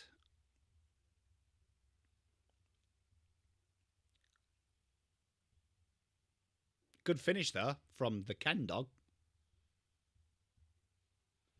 Hey, tough, I love it. Bugsbow, I mean, it'd be interesting. I mean, Donny, I'm a big Rodgers fan. Bugsbow, I agree. Yeah, SD, I hated it at the time as well. I hated it at the time as well. Look, and I hated the Adam Cherry deal as well, and the Adam Sard deal. Don't buy halfbacks, mate. Don't buy them. Most drafted. It's the highest percentage from a draft that you get right as well. So, like, even a great one, I wouldn't buy. Free agency it, 100%, but I wouldn't trade for one.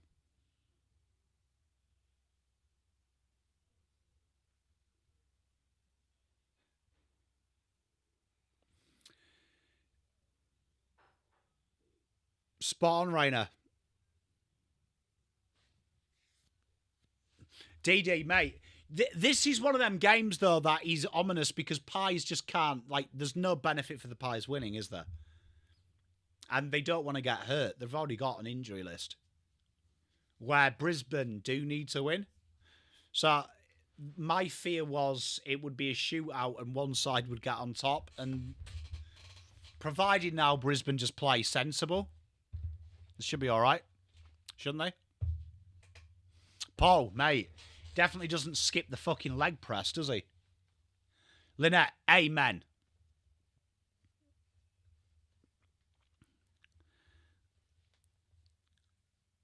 Yeah, the problem is you don't. I mean, look, 117. You need to win by about what 100. Luke, very good, mate. How are you? How's life treating you, my friend? Dan Houston goes inbound. What the fuck is Jared doing there? He's managed to get away with it. Hot potato, Darcy Gardner, dinks the handball, and Ty Gallop. Great kick. Love Ty Gallop. Luke, niche, that. Luke, niche. Why's Cam Rayner got the headgear on? What's the crack with that? Great kick inside to Cam Rayner. Looks like Jonathan Thurston. Bugs Bell. Jess, spot on, but I just think, like, you know, you don't want this to be a physical game, do you?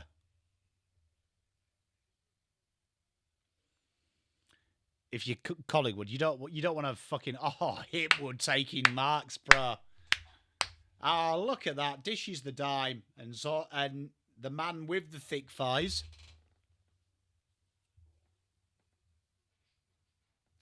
Gav, do you remember people turning on me for not wanting him as well? Luke, sending my love to you, mate. Good to see you here, mate, and just chill with us. We'll take your mind off it for a bit.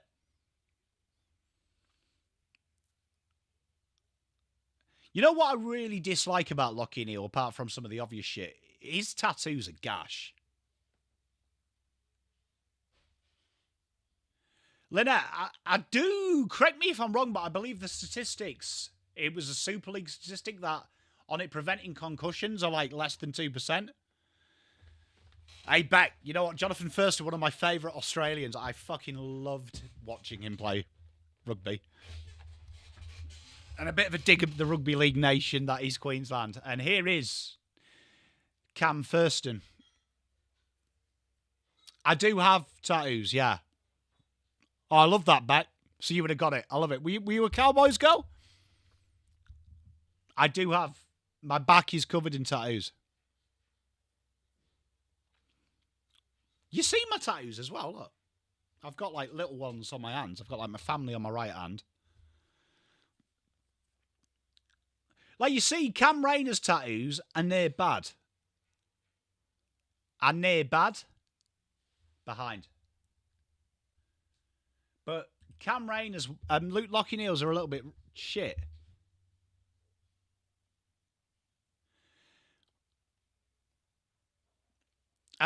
One player I'd go back and see in time. You know what? I'd love to see Gary Ablett Sr. play live. Jess, I believe the statistics were it doesn't really, because there was a huge Super League NRL had a massive head concussion thing about 7 years ago. And one of the things that the government tried to put through was mandatory concussion tests and mandatory helmets. And like the data around it was very limited from it. It was like something like a 1.2% risk alleviated. Maybe one day, Luke, not while I'm live, because I'd have to take my whole top off, but my whole back's covered in. I've got a Star Wars mural across the middle of it. And then I've got the Rage Against the Machine Battle of Los Angeles tattoo here.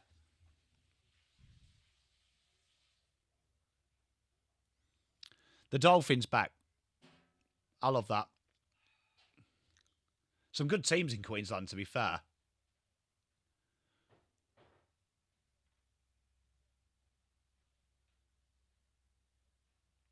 Lynette, spawn. I'd love more tattoos, but Mrs. Pom has to get the next tattoo. Because I've had 2 tattoos in a row. We were meant to go tattoo for tattoo. You are? Dan Houston gets the offload. It looks an absolute fucking booty, and it is. You can get a tattoo, Mrs. Pom. You can get a tattoo. SD, you know what I've been watching quite loads recently? A guy called Big Chef.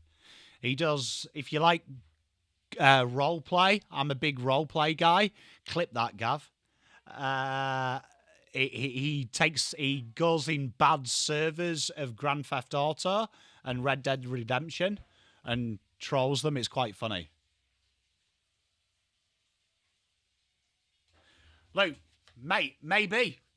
Mate, it's reliable though and economical, my friend.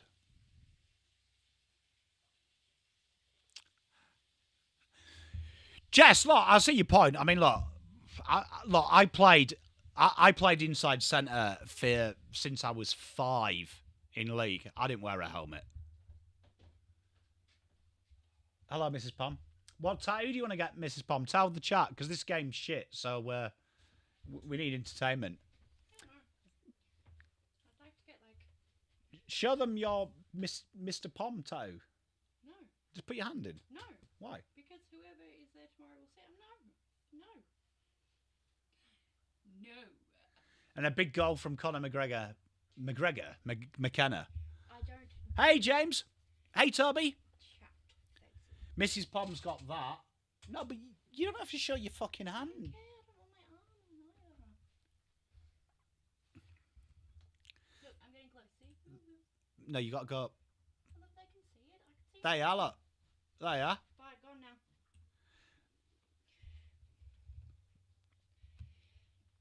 There you are. Well done, chap. See, look, Mrs. Pom broke her fear. B1 been good, hasn't it? I like Conor McKenna. Duckies, I think. You want some ducks? Some witch ducks. Some witch ducks? Yeah. How you doing now? Hey, Beerbard, how are you, mate? Jess, so I've heard. I got my first tattoo when I was 15. Hey, Jeff! My main man, how are you, brother? Tattoos are too expensive, though. Just go to prison, you get them free. I'm gonna go to prison. I'm not in one, Alan. My team died round 20. Hey, that's sick, that, James. Coro, how mental was that? Conor McKenna. Bombers Rocky fan, what, you know, when Conor McKenna went home, why did he not want to come back to Essendon? Like, did that end sourly?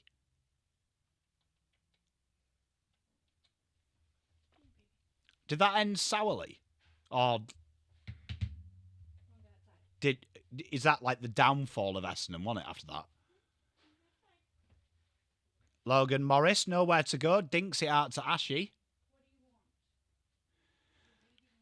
Because that was during COVID, wasn't it, Rich Ewan? Hey, good to see you, mate, as well. Yeah, you've been lurking, mate. Yeah, but Bombers, I mean, look, I agree. But, like, you would have thought, like, they took him in, he was Irish, he'd have some pals there, wouldn't he? Alan, mate, I took that risk round 20, and it absolutely backfired, because since then, every player's died. Hey, Toby, good luck, mate. I can't wait, mate.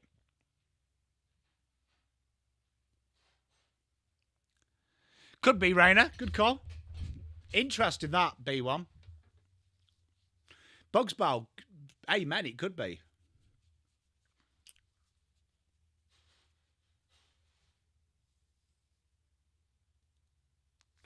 You know what, Matt Lange?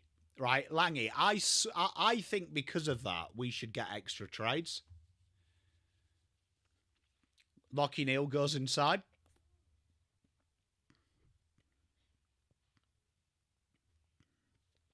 Hey, mate, slide into my DMs. Chef, I would be honoured. Jess, it could be that.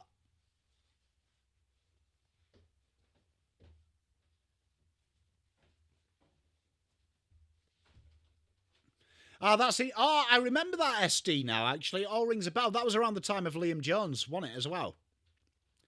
Great kick, that, to Oscar Allen. That was around the time of Liam Jones, wasn't it, as well? Who was the player? Who was the Irish player who went home to Ireland and then just refused to come back? Was it the Port Adelaide Irish guy? James, are you still here? James, who was the... I swear it was Port Adelaide. He did the pre-season. They had the break. He went home for Christmas and he refused to come back. Oh, that is a beauty from Oscar Allen. Oh, who was it? I can't remember, because I remember he did the pre-season and then just refused to fucking come home. Because you've never done an Irish experiment after it. You know what? I was speaking to a list manager only 2 weeks ago about Irish people. And I was saying, I find it the most bizarre thing, because if you ever go to the communities that play Gaelic football, they are like the most beautiful, like, communities you'll see that are very close-knit. So moving out of there would be absolutely alien, because Australia isn't really a community vibe, is it? So I can understand. I would say that's a high flight risk, because Irish people, particularly in County Island, they stay there for the rest of their life, and there's no reason to fucking move. That was it, James. Like, genuinely, there's no reason to move. Like, they've got everything they want. Like, everyone looks after everyone. Everyone's beautiful. Cheers, SD and James. Appreciate you. But I was saying to him, it's the stupidest thing to do, because the culture shock to Australia would be absolutely abnormal. Yeah, Chris. So I was like, I think it's the most stupid thing to do.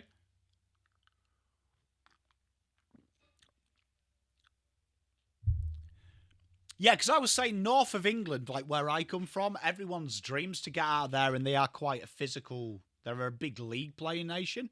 I was like, that's probably where I'd go. Yeah, Jess just said that, James. I'd imagine that's... I'd love to go to Tasmania. I've heard such beautiful things about it. Dan McStay, left peg. Misses everything.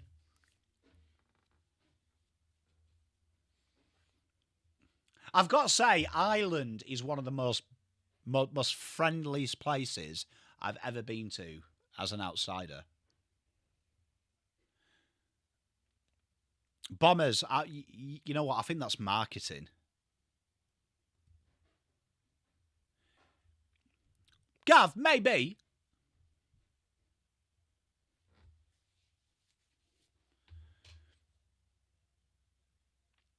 Who want to run the world? I'd imagine there'd be... Would I be correct to think there'd be a few doomsday preppers in Tasmania? Because Tasmania would be the perfect place to doomsday prep, wouldn't it?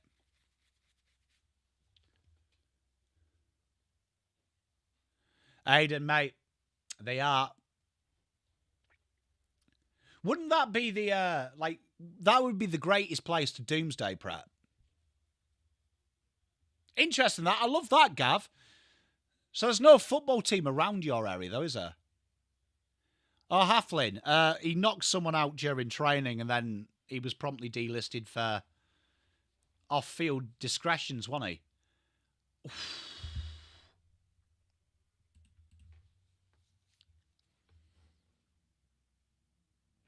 Yeah, guy. I mean, little island as well. So, like, no fuckers getting to you if the world ends.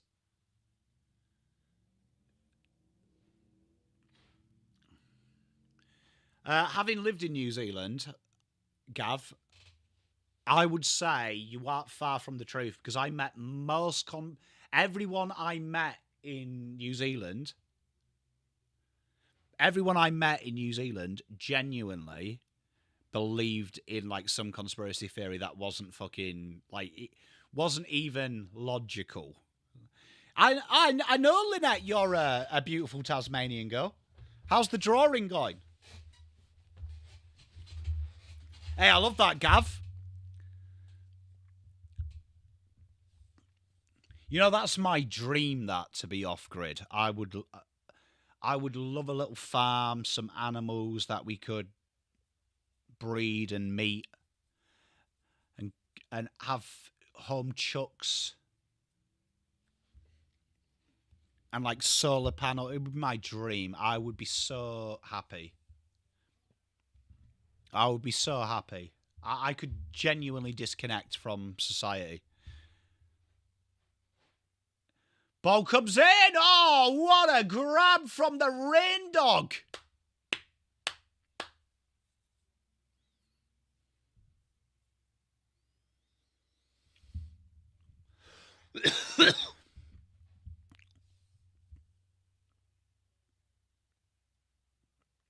Tassie.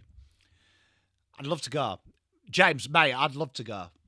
Look, I come from, look, so like when I left home, I settled in a place called Bempton, which is like fucking a little, it's like, it's a tiny village. Big goal from Cam Rayner. Hey, Lynette, I'm definitely buying a copy.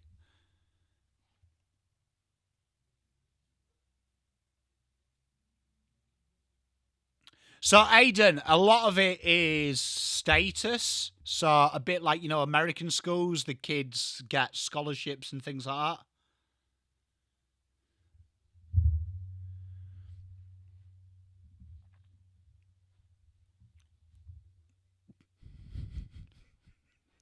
I wasn't thinking like the Manson family, mate.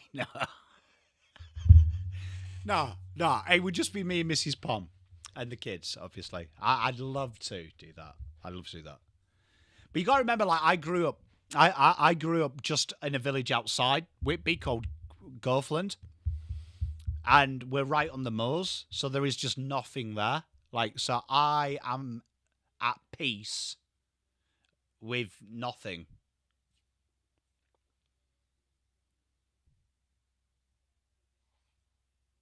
Like, this might sound weird, even though I'm quite sociable. And, like, I am totally happy on my own. Like, totally happy on my own. Like, I could, when I lived on my own, I could sit in silence for hours. And that sounds weird, but that's where I'm happy. So, like, living in the middle of nowhere, fucking be idyllic, mate.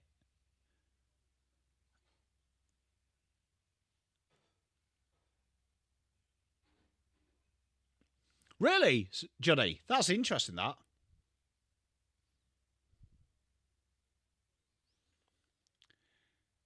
Ah, look at that. You know what? I'm not a big Collingwood guy, as you know. But tell you what, nothing makes me happier than to see my little draft gem kick some snaggaroos. Good goal. Love to see West. Now, Lynette, best way to be. Aidan, mate, college football. I'd love to get into college football.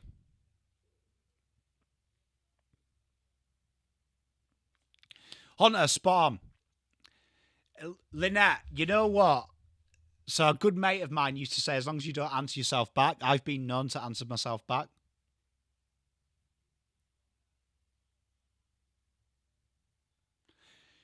Does feel like this game's been going on forever, Jess. But I've enjoyed the company. This is probably my favourite live stream tonight. I've had fun with you guys and girls. Aidan, what would be a good college to support?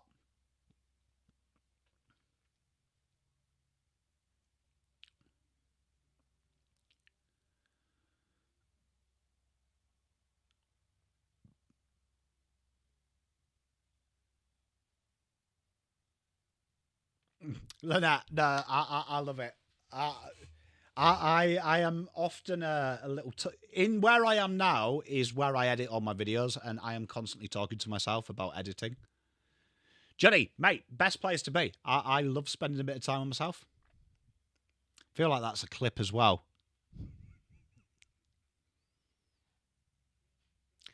Langy. Nah, I'm definitely going to get to Tasmania within the next 12 months. I want to go to Tasmania. Where would be good? Like, let's say I went to Tasmania. Where's a good place to stay? And ideally, I like fuck all. Just lots of fields and shit. University of Georgia. Ooh. And what are they like historically, Aiden? Like win-loss ratio? Because the only ties I have to America is a mate of mine did some work. Nasir Little, what school did he go to? Because I've got his game one Guernsey. North Carolina, because that's the school. Am I right? North Carolina's the school that Michael Jordan went to. But my mate worked at that university and spent a lot of time with Nasir Little, and I got a game one from him. Cradle Mountain, let's Google that. Oh, this looks fucking amazing. Oh, that. Oh, chat, that's a bit of me, that.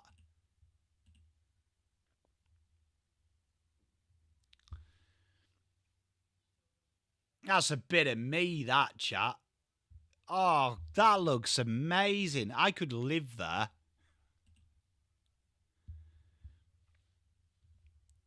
Freycinet. Have I just made that up? Have I? That national park's like the Moors, but obviously we don't have the water. Oh, that looks gorgeous. Aiden, I love that. Strachan.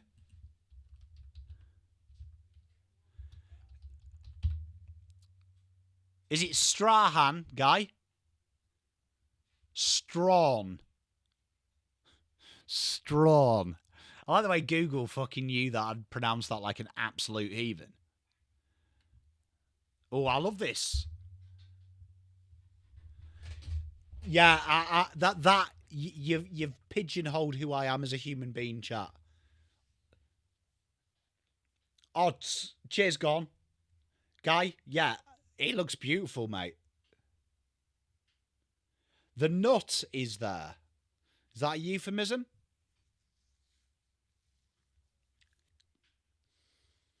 Okay, you've sold me, chat. I want to go. I want to go now.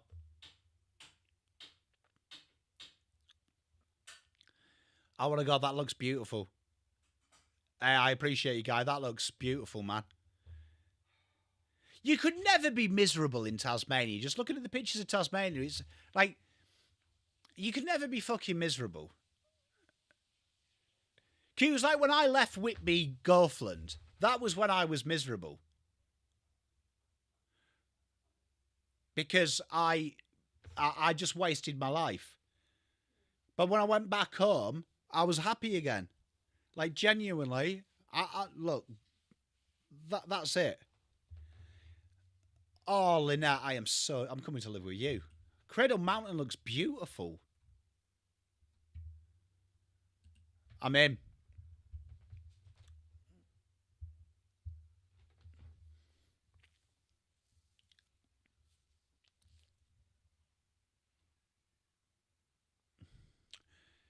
Juddy, mate, well, as James said, it'd be fucking different to Melton, eh?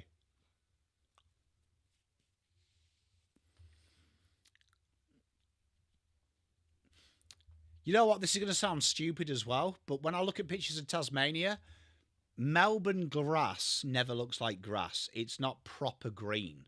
It's like, shit green, even the trees. But Tasmania looks like proper lush grass. Like proper lush grass. Like actual grass. But it smells amazing when it rains.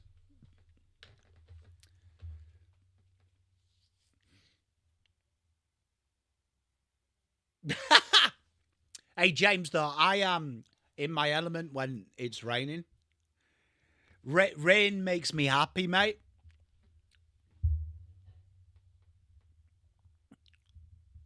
Rain makes me happy. I am happier in cold conditions. In heat, I'm miserable. I'm cooked. But like I remember once we got snowed out for like 2 months from school, and genuinely it was the happiest time of my life, just being stuck in snow. Like, my mates started to get sick of it about 3 weeks in. I was like, what the fuck are you complaining about? It's tired. It's quiet. It's beautiful. What are you on about? Stop moaning.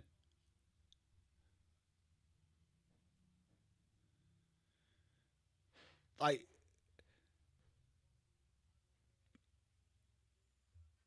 fair enough, Gav. Hey, Edwina, look, I love the rain. I mean, I love the rain. I love cold. Makes me happy. Like, there is nothing better. This sounds crazy, but there is nothing better. You know when it's that drizzle? Like, not bucketing down, but you know when it's drizzle? Nothing better than just being outside in the drizzle. An NBN fibre optic cable. You know what? I'm with you. Genuinely. Mate, honestly, you can only get wet once as well.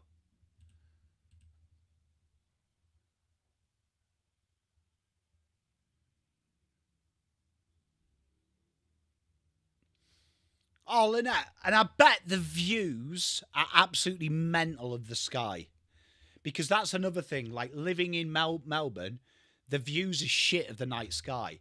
But something about just in it. Oh, yeah. You could never fucking be... I mean, you could be miserable, but I can't imagine being miserable seeing that every day. Oh, Moontide.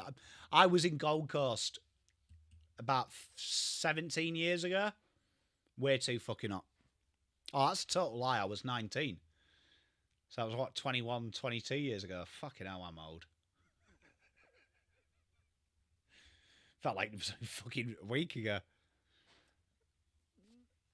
And free kick here. Brisbane, just outside 50.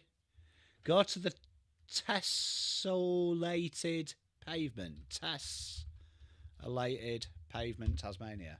Great mark there. Oh, that looks sick. The fuck's that? That's off its tits. That's like, that looks like Whitby Pier.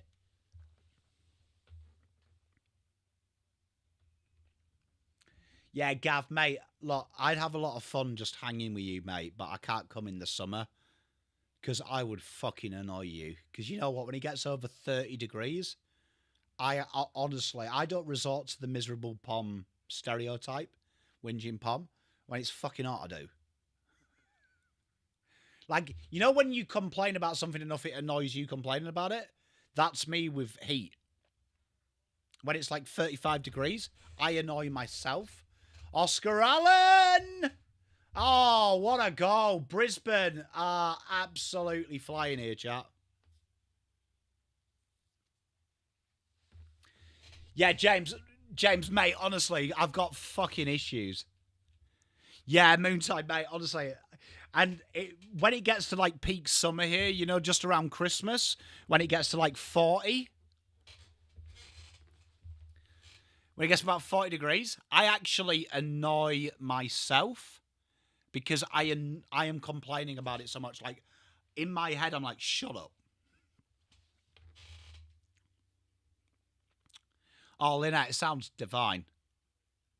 Yeah, Hunter, I'm with you, mate. Look, once it gets over 30, miserable. Ada, mate, you got to get out of there at this stage, mate. Get home.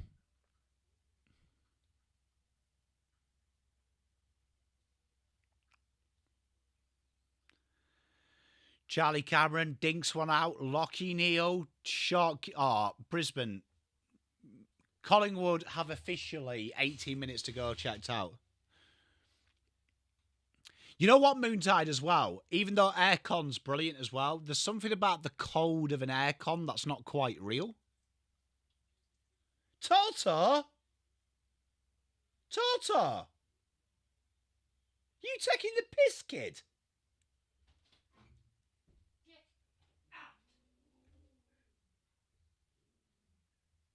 He's pissed on Essie's literature. And big goal. Logan Maurice. Sorry, I'm just telling my dog off.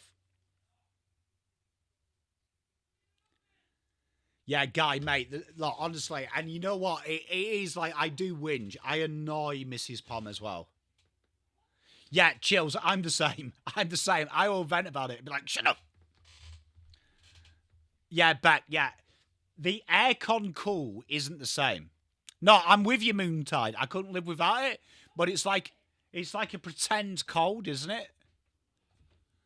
Oh, Mrs. Pom, our Tasmanians have been telling us about places to visit. Look at this, babe. No, Cradle Mountain, look at it. Oh, babe, this is what I'm about. Yeah, I told you. Why do we live in this shithole? Literally the first fucking conversation I had with you when we met. And then look at this.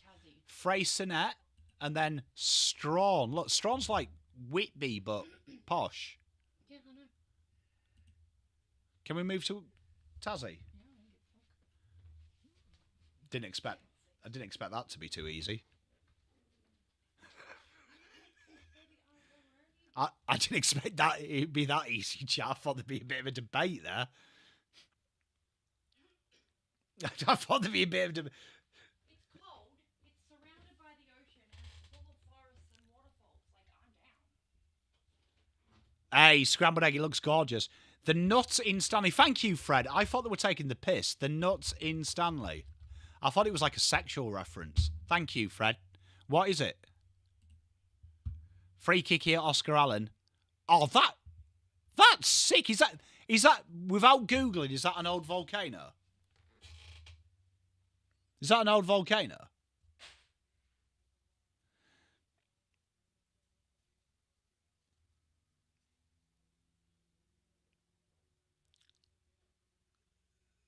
And Oscar Allen has another, and this game now is starting to get out of control. Yeah, Gav, so does ours. That looks sick, chat. All the rich people live in Doomsday. Ominous, AZ. Ah, okay, Lynette. Hey, see, look, there we are. Pom did listen in geography a little bit. So the plug from memory is when it like seals and it goes up and then it goes bang. Did it? And it's the thing that comes out of it. Ah, thank you, Lynette.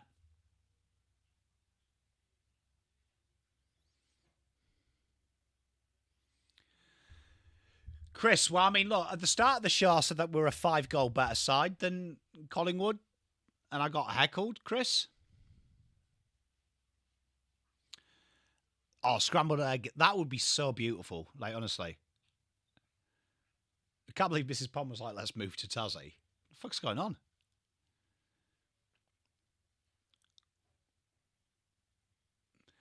Juddy, mate. That's what we want. Great kick there. 16 minutes to go. Nick Dacos. What's Nick Dacos on touch-wise? Because I swear I've hardly called his name.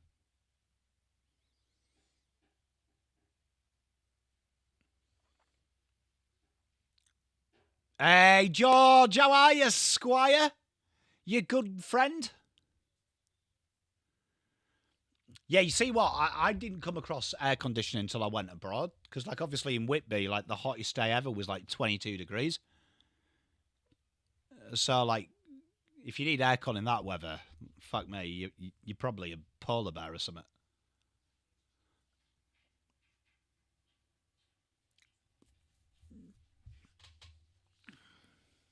Oh, great mark from Dunkley.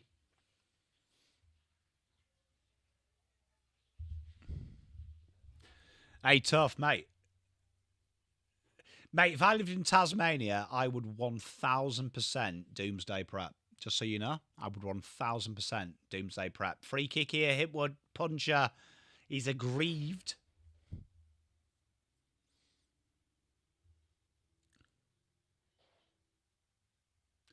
You know what? I love a free kick, but that's a bit stiff.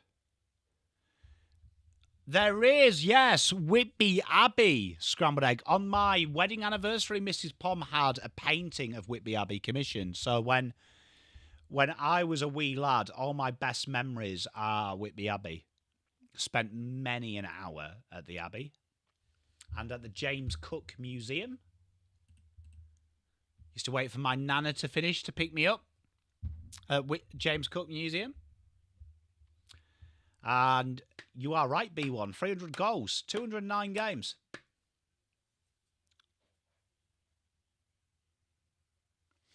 I do, Jess, yeah. It's beautiful. Yeah, scrambled egg is gorgeous, isn't it? Did you go to the Magpie? Did you go to the Magpie Cafe for fish and chips? Fred, fucking elite, bro.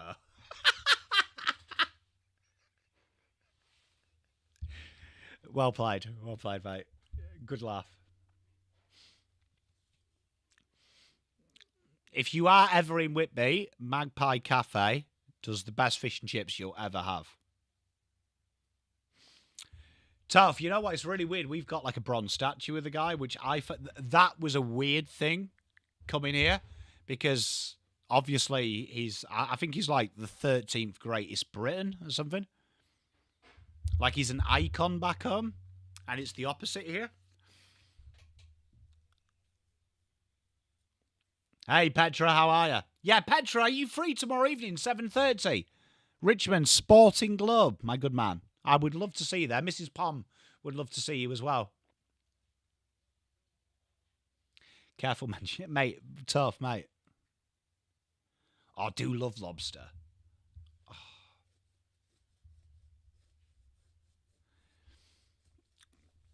Scrambled egg, I'm sure you will have visited it. I am sure, because usually if you'd spoke to a local...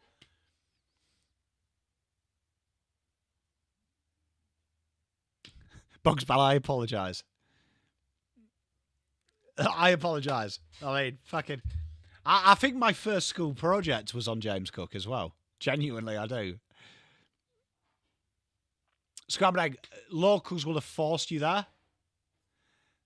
Hey, Petra, no obligation. We are going to do a big one as well in a couple of weeks.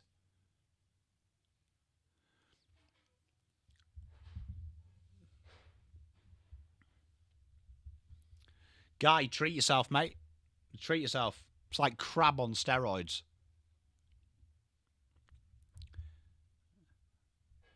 Lynette, what's the... And Langy, what's like the most famous... The most famous fish in Tasmania? The Tassie salmon?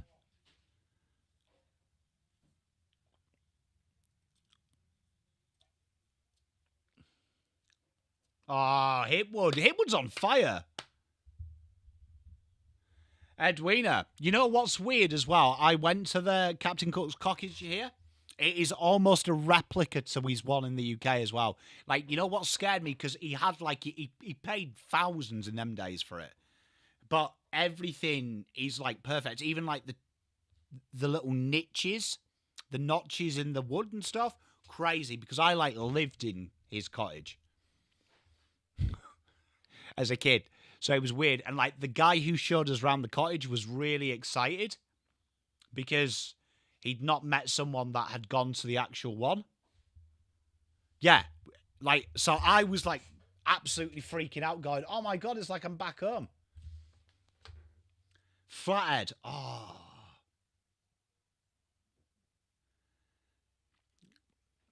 Mate, I'm not a freshwater guy. I don't mind a bit of sea fishing, though, Fred. Don't mind a bit of sea fishing, mate. Never done the freshwater. I've done it twice. I just didn't enjoy it. Yeah, Edwina, it's crazy. Like, and to think like they recreated it because you get told it in the UK that he recreated it bit by bit, dimension by dimension, and you kind of like, oh, okay. But then when you actually see it, it's off its tits, the replica.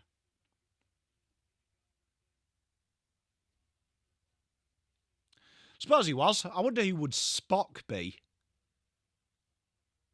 It was. Oh, Lang, I haven't had crayfish for years. Don't mind a bit of crayfish. Don't mind a crustacean, you know?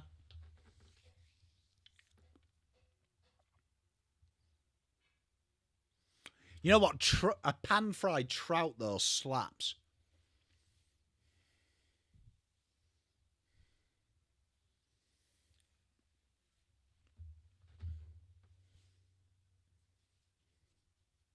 Oh, Mark, mate, be the day of my life. Love a little bit of sea fishing, mate.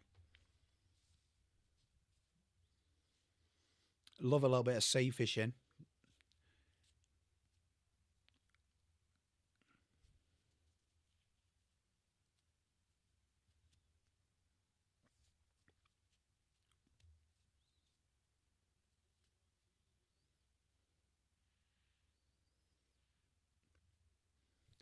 I'd imagine sea fishing in Australia, because it's warm, would actually be all right. Because, like, obviously, North Sea in the UK, you are actually dying. Charlie West, outside of the boot! And we're only in this for Charlie West, chat. Scrambled egg, he's got to be about 100. To be fair, he's looked like 100 since he was 18, hasn't he?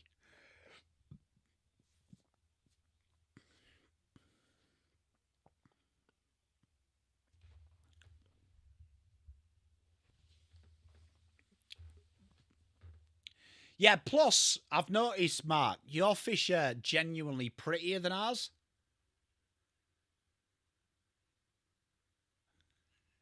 Bugs Bow, I fucking love you, mate. Like, genuinely. Elite. Mate, Bugs Bow, they are watching, mate. They are watching.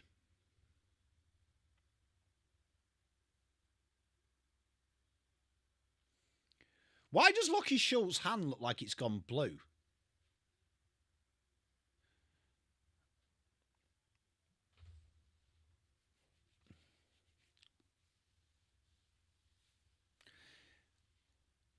Gav, have you ever treated yourself to a boat? Me too, George. Me too. Did I? Yeah. So look at the. So look here. Look, we'll do it because this game's gone downhill.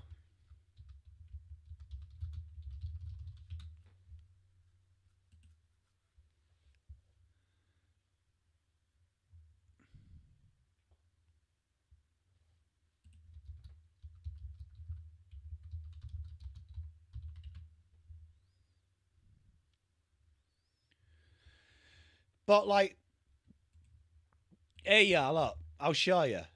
So like, look, the type of fish you would see in Whitby. You're going to see what I mean here, right? Mark, 100%.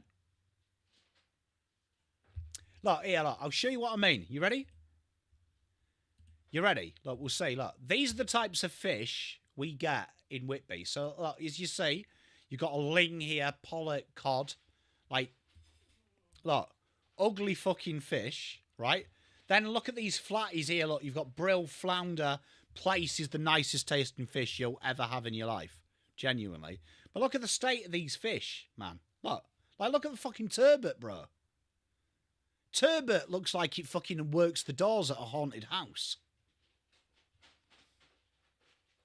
But yeah, look, like proper ugly bastards. Aren't they? Look.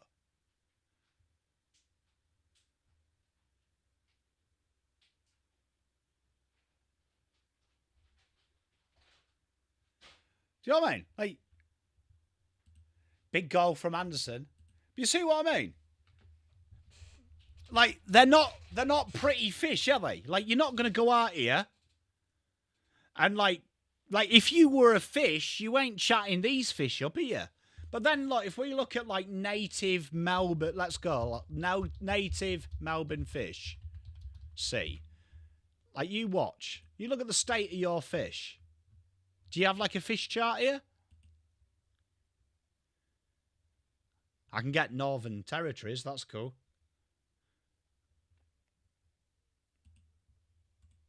That's cool. Hey, look. State of these fish, look. State of these fish, look. Fucking colour and variety, bro. We have scrambled egg. We have, yes, I agree. But look at the state of these fucking fish here, mate.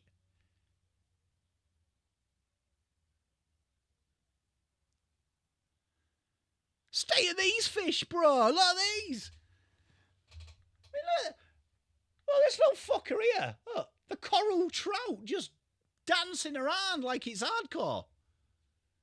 Don't get that where I'm from. You got fish that look like the bad guy from James fucking Bond.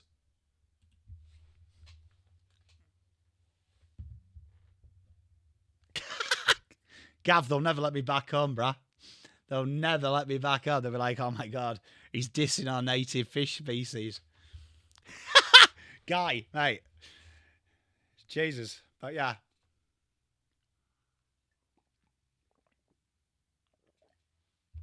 Ah, dear, good times. Yeah, mate. Where's Rex? But here we go. Lucky Schultz.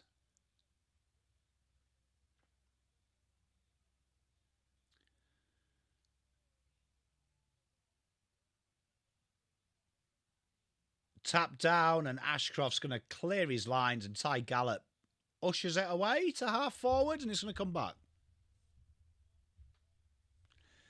Hey, Mark, mate, I'd love it. Look, I'm keen to go fishing with you, bro. What do you want an answer to? What question do you want answered to, Touche? Fish, Gav. I don't know what it is. We need better fish.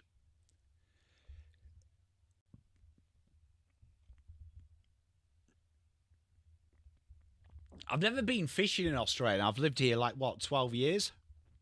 13 years?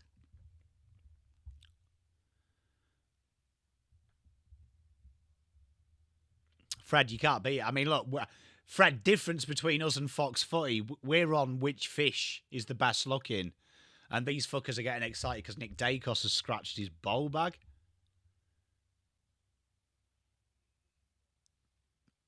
Different vibe, eh? You know what, AZ? Funny thing, you're talking about...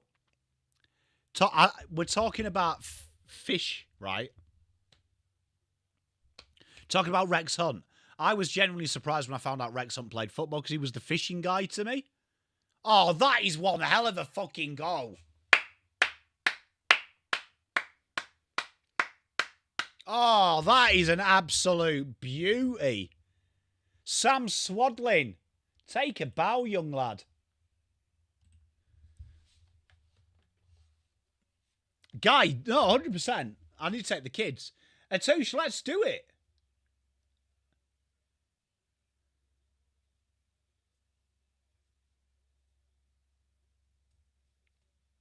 A trumpeter.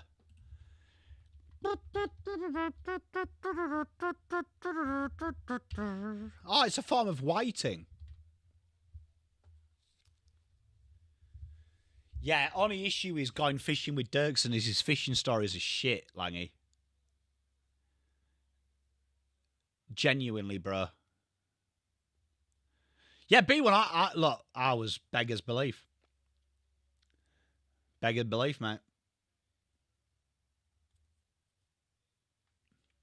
Yeah, it wouldn't surprise me. I mean, like, Guy used to kiss fish, bro. I mean, questions were there. 7 minutes 20. Low.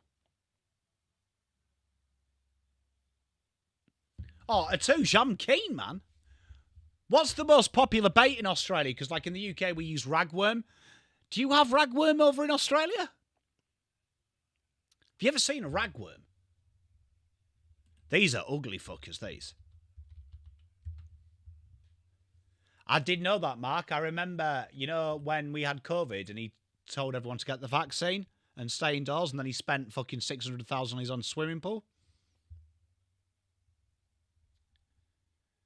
Good goal. Absolute ripping goal by Harrison. Sandworm. Yeah, we use live bait as well, tough. But look, seeing this, look the state of this. Chat, look at the state of this. So look, ragworm, look at it. Look at this bad boy. Looks like the bad guy. Like he looks like the sand monster from Star Wars. Look at the state of it. And he's got like a little pincers on the front. I used to throw them at my little brother because he used to be scared of him. I used to be scared of him.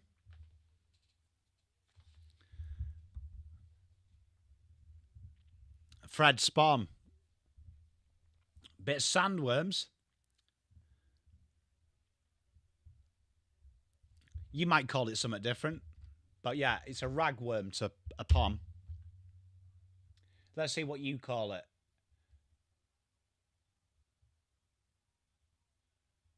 It's a polyshite worm. Colloquially known in the United Kingdom as ragworm. Huh? Rasher Robin, we'll do some Premier League content. We will do, mate.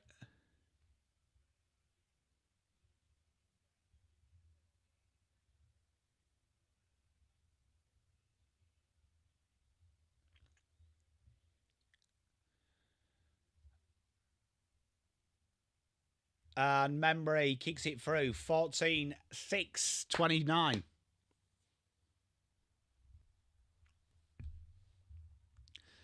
The big pippies.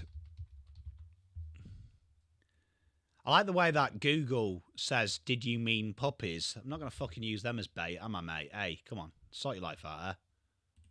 You're better than this.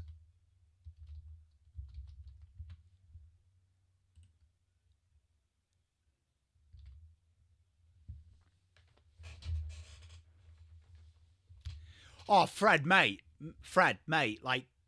Like if you go to somewhere like Flamborough Head to sea fish, Fred, it's like -14, bro. Like, you're just catching pneumonia. You know, that's why maybe I didn't take COVID too serious, because I just called that fucking winter, bro.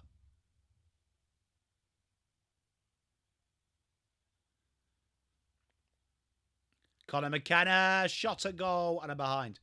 But part of fishing at the beach is you're out there, the beautiful wind, good company with a mate. It's better going at like 3, 4 in the morning as well, mate. Absolute ripper. Can't recommend it more. Telling you. Get around it, Fred. We'd have fun, mate. Headlamps on.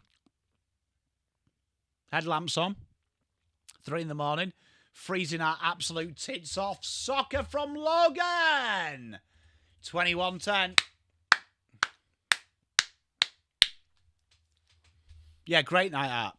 Would recommend.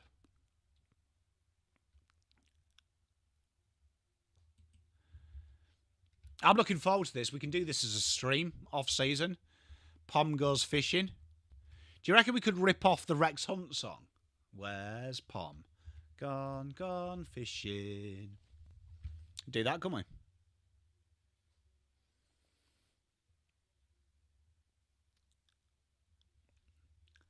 I'm keen. Let's do it. Let's do it.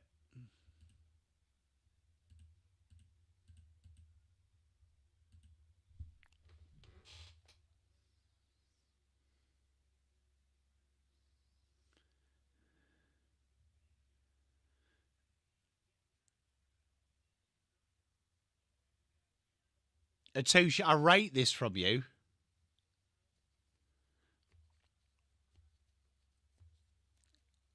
And Dan Houston has got the front on free kick. 5 minutes dead to play.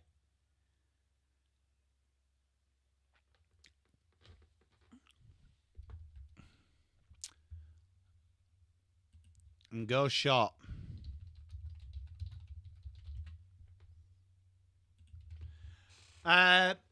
The Cov game. I'm not staying awake for that, no, but I will watch the United game. Hey, Guy, I'll do it. And Logan, dance, goal! What a goal! This big guy can do it all. It is indeed, lol. It's a bit of home.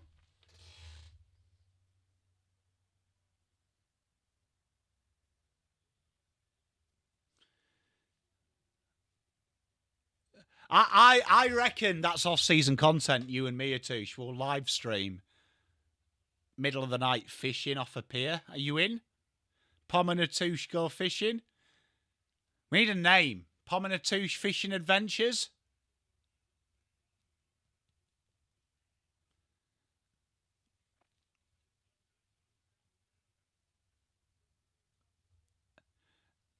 PommyInOz fishing adventures.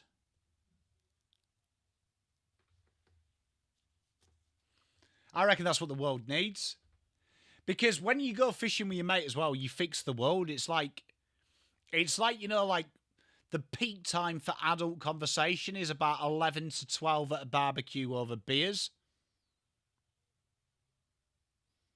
Same with fishing. John, the goalie. Look, they're just going goal for goal now. Like, genuinely, everyone has stopped defending. Hey, Cora, mate, what do you reckon?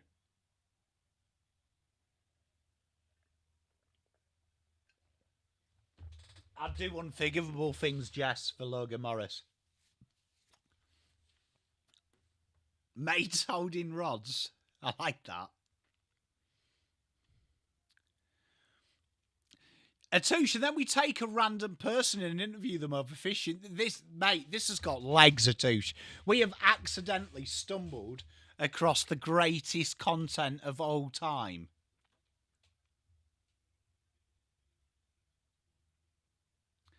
Oh, Cora, you got one, yeah? Got to kiss the fish.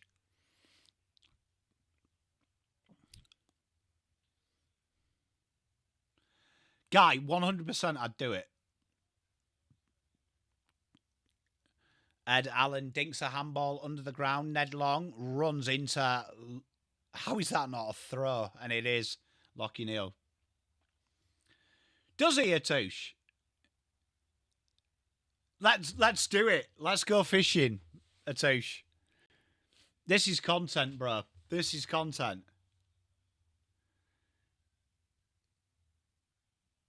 Oh, that is sensational.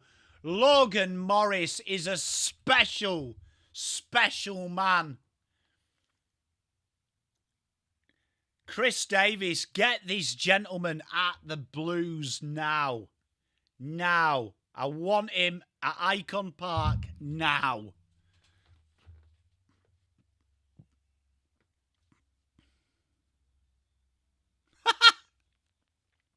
Elite guy. Oh. You can't do it. Did the cameraman have an accident and just relieve himself on that after seeing that goal? Why the fuck's he rubbing... What? The fuck's going on there?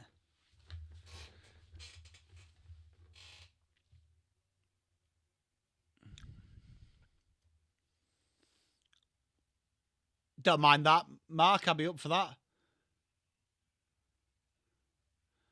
62, Miko.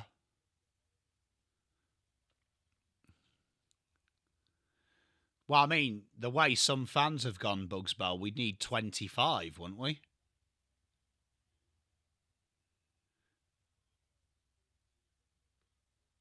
Like, he'd only be worth a second, wouldn't he?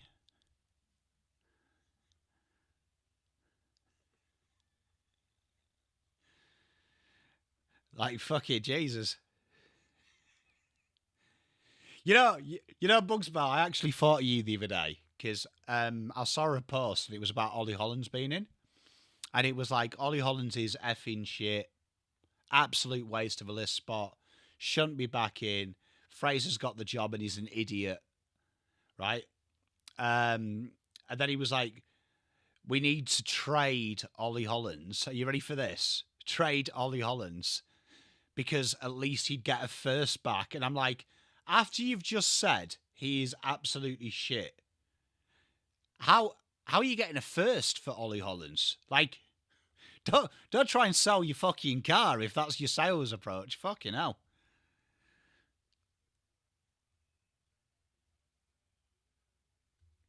Like, genuinely, like, he absolutely lambasted Ollie Hollands as like the worst fucking footballer ever. And then goes, you'd easily get a first though for him. And I'm like, what? Fucking hell. Maybe it made him sound. You'd have to give the first to give it to someone else.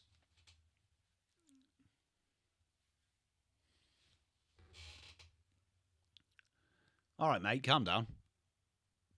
Yeah, Bugsbell, it turned me on, though. Like, genuinely. I was like, don't sell anything on Facebook Marketplace. You won't last 5 minutes, mate.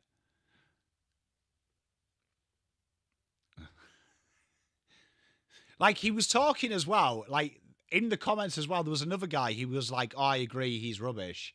I'd be inquiring about Essendon's first round pick. I was like, what, pick fucking one for Ollie? Jesus Christ.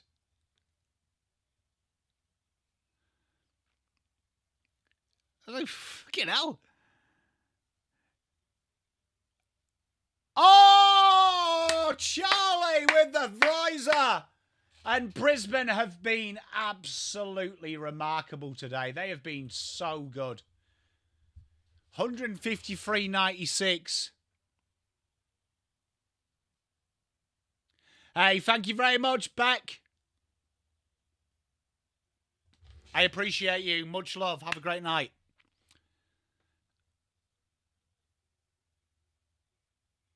Bombers, mate. Genuinely, though, honestly, it was elite Bombers. Because, like, one of the comments after saying he was rubbish was like, oh, Essendon need players. And he was like, I'd be inquiring about Essendon's first rounder. I'm like, kin hell. Kin hell. Like, Jesus. You're right, Matt. How you doing? Pom here. Just wanted to do a trade for pick one, bro. You keen for Ollie? And Matt being like, okay, cool, let's do it, bro. Oh, that is so sick, Lynette. You know what? I was watching something about Tasmania the other day. Is it the siren? Petra, you would know. Tasmania dog lysine. They're doing, like, to bring it back. Thylacine, is it?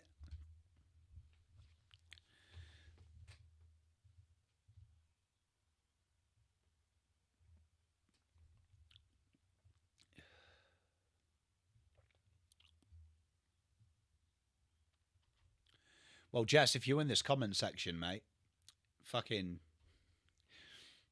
Ollie Hollands gets you pick one. I am indeed, Miko. Thylacine, yeah. The thylacine. I was watching this DNA company that they're bringing back the woolly mammoth from the thylacine. It's really cool, that. I was like, this is cool. I'm in.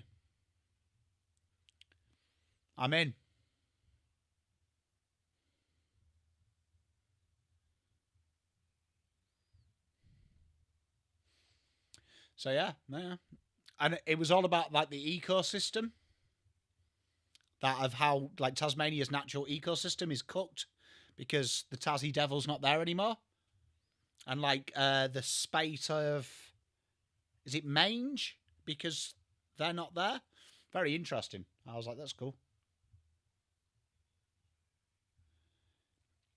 Yeah, I was reading about that because if they bring back the woolly mammoth, they need the saber-tooth back. I was like, that's really cool. And a 50 here. Dane Zorko's run about 78. Drills it in.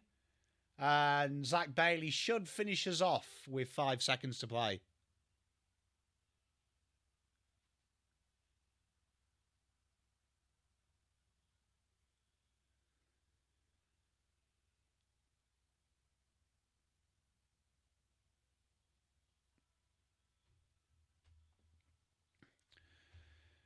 And Zach Bailey finishes what has been a rout. In the end, Brisbane way too good, chat. Way too good. Absolutely destroyed them. And they will have that top 4. That's crazy, that, Petra. Guy, much love. Chat, thank you so much for hanging with me. That was a lot of fun, that stream. We've talked about everything from sociology, fishing, life, thylacines. You can't beat it. Chat, we'll be back tomorrow for the Carlton game.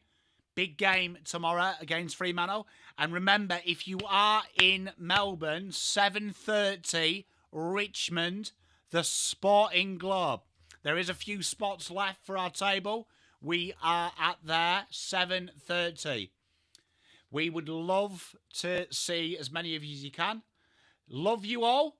Have a great rest of your evening. Thank you for hanging with you. See ya tomorrow. And happy birthday, James, our good friend of the channel. Make sure you like the stream on the way out. I'll see you tomorrow.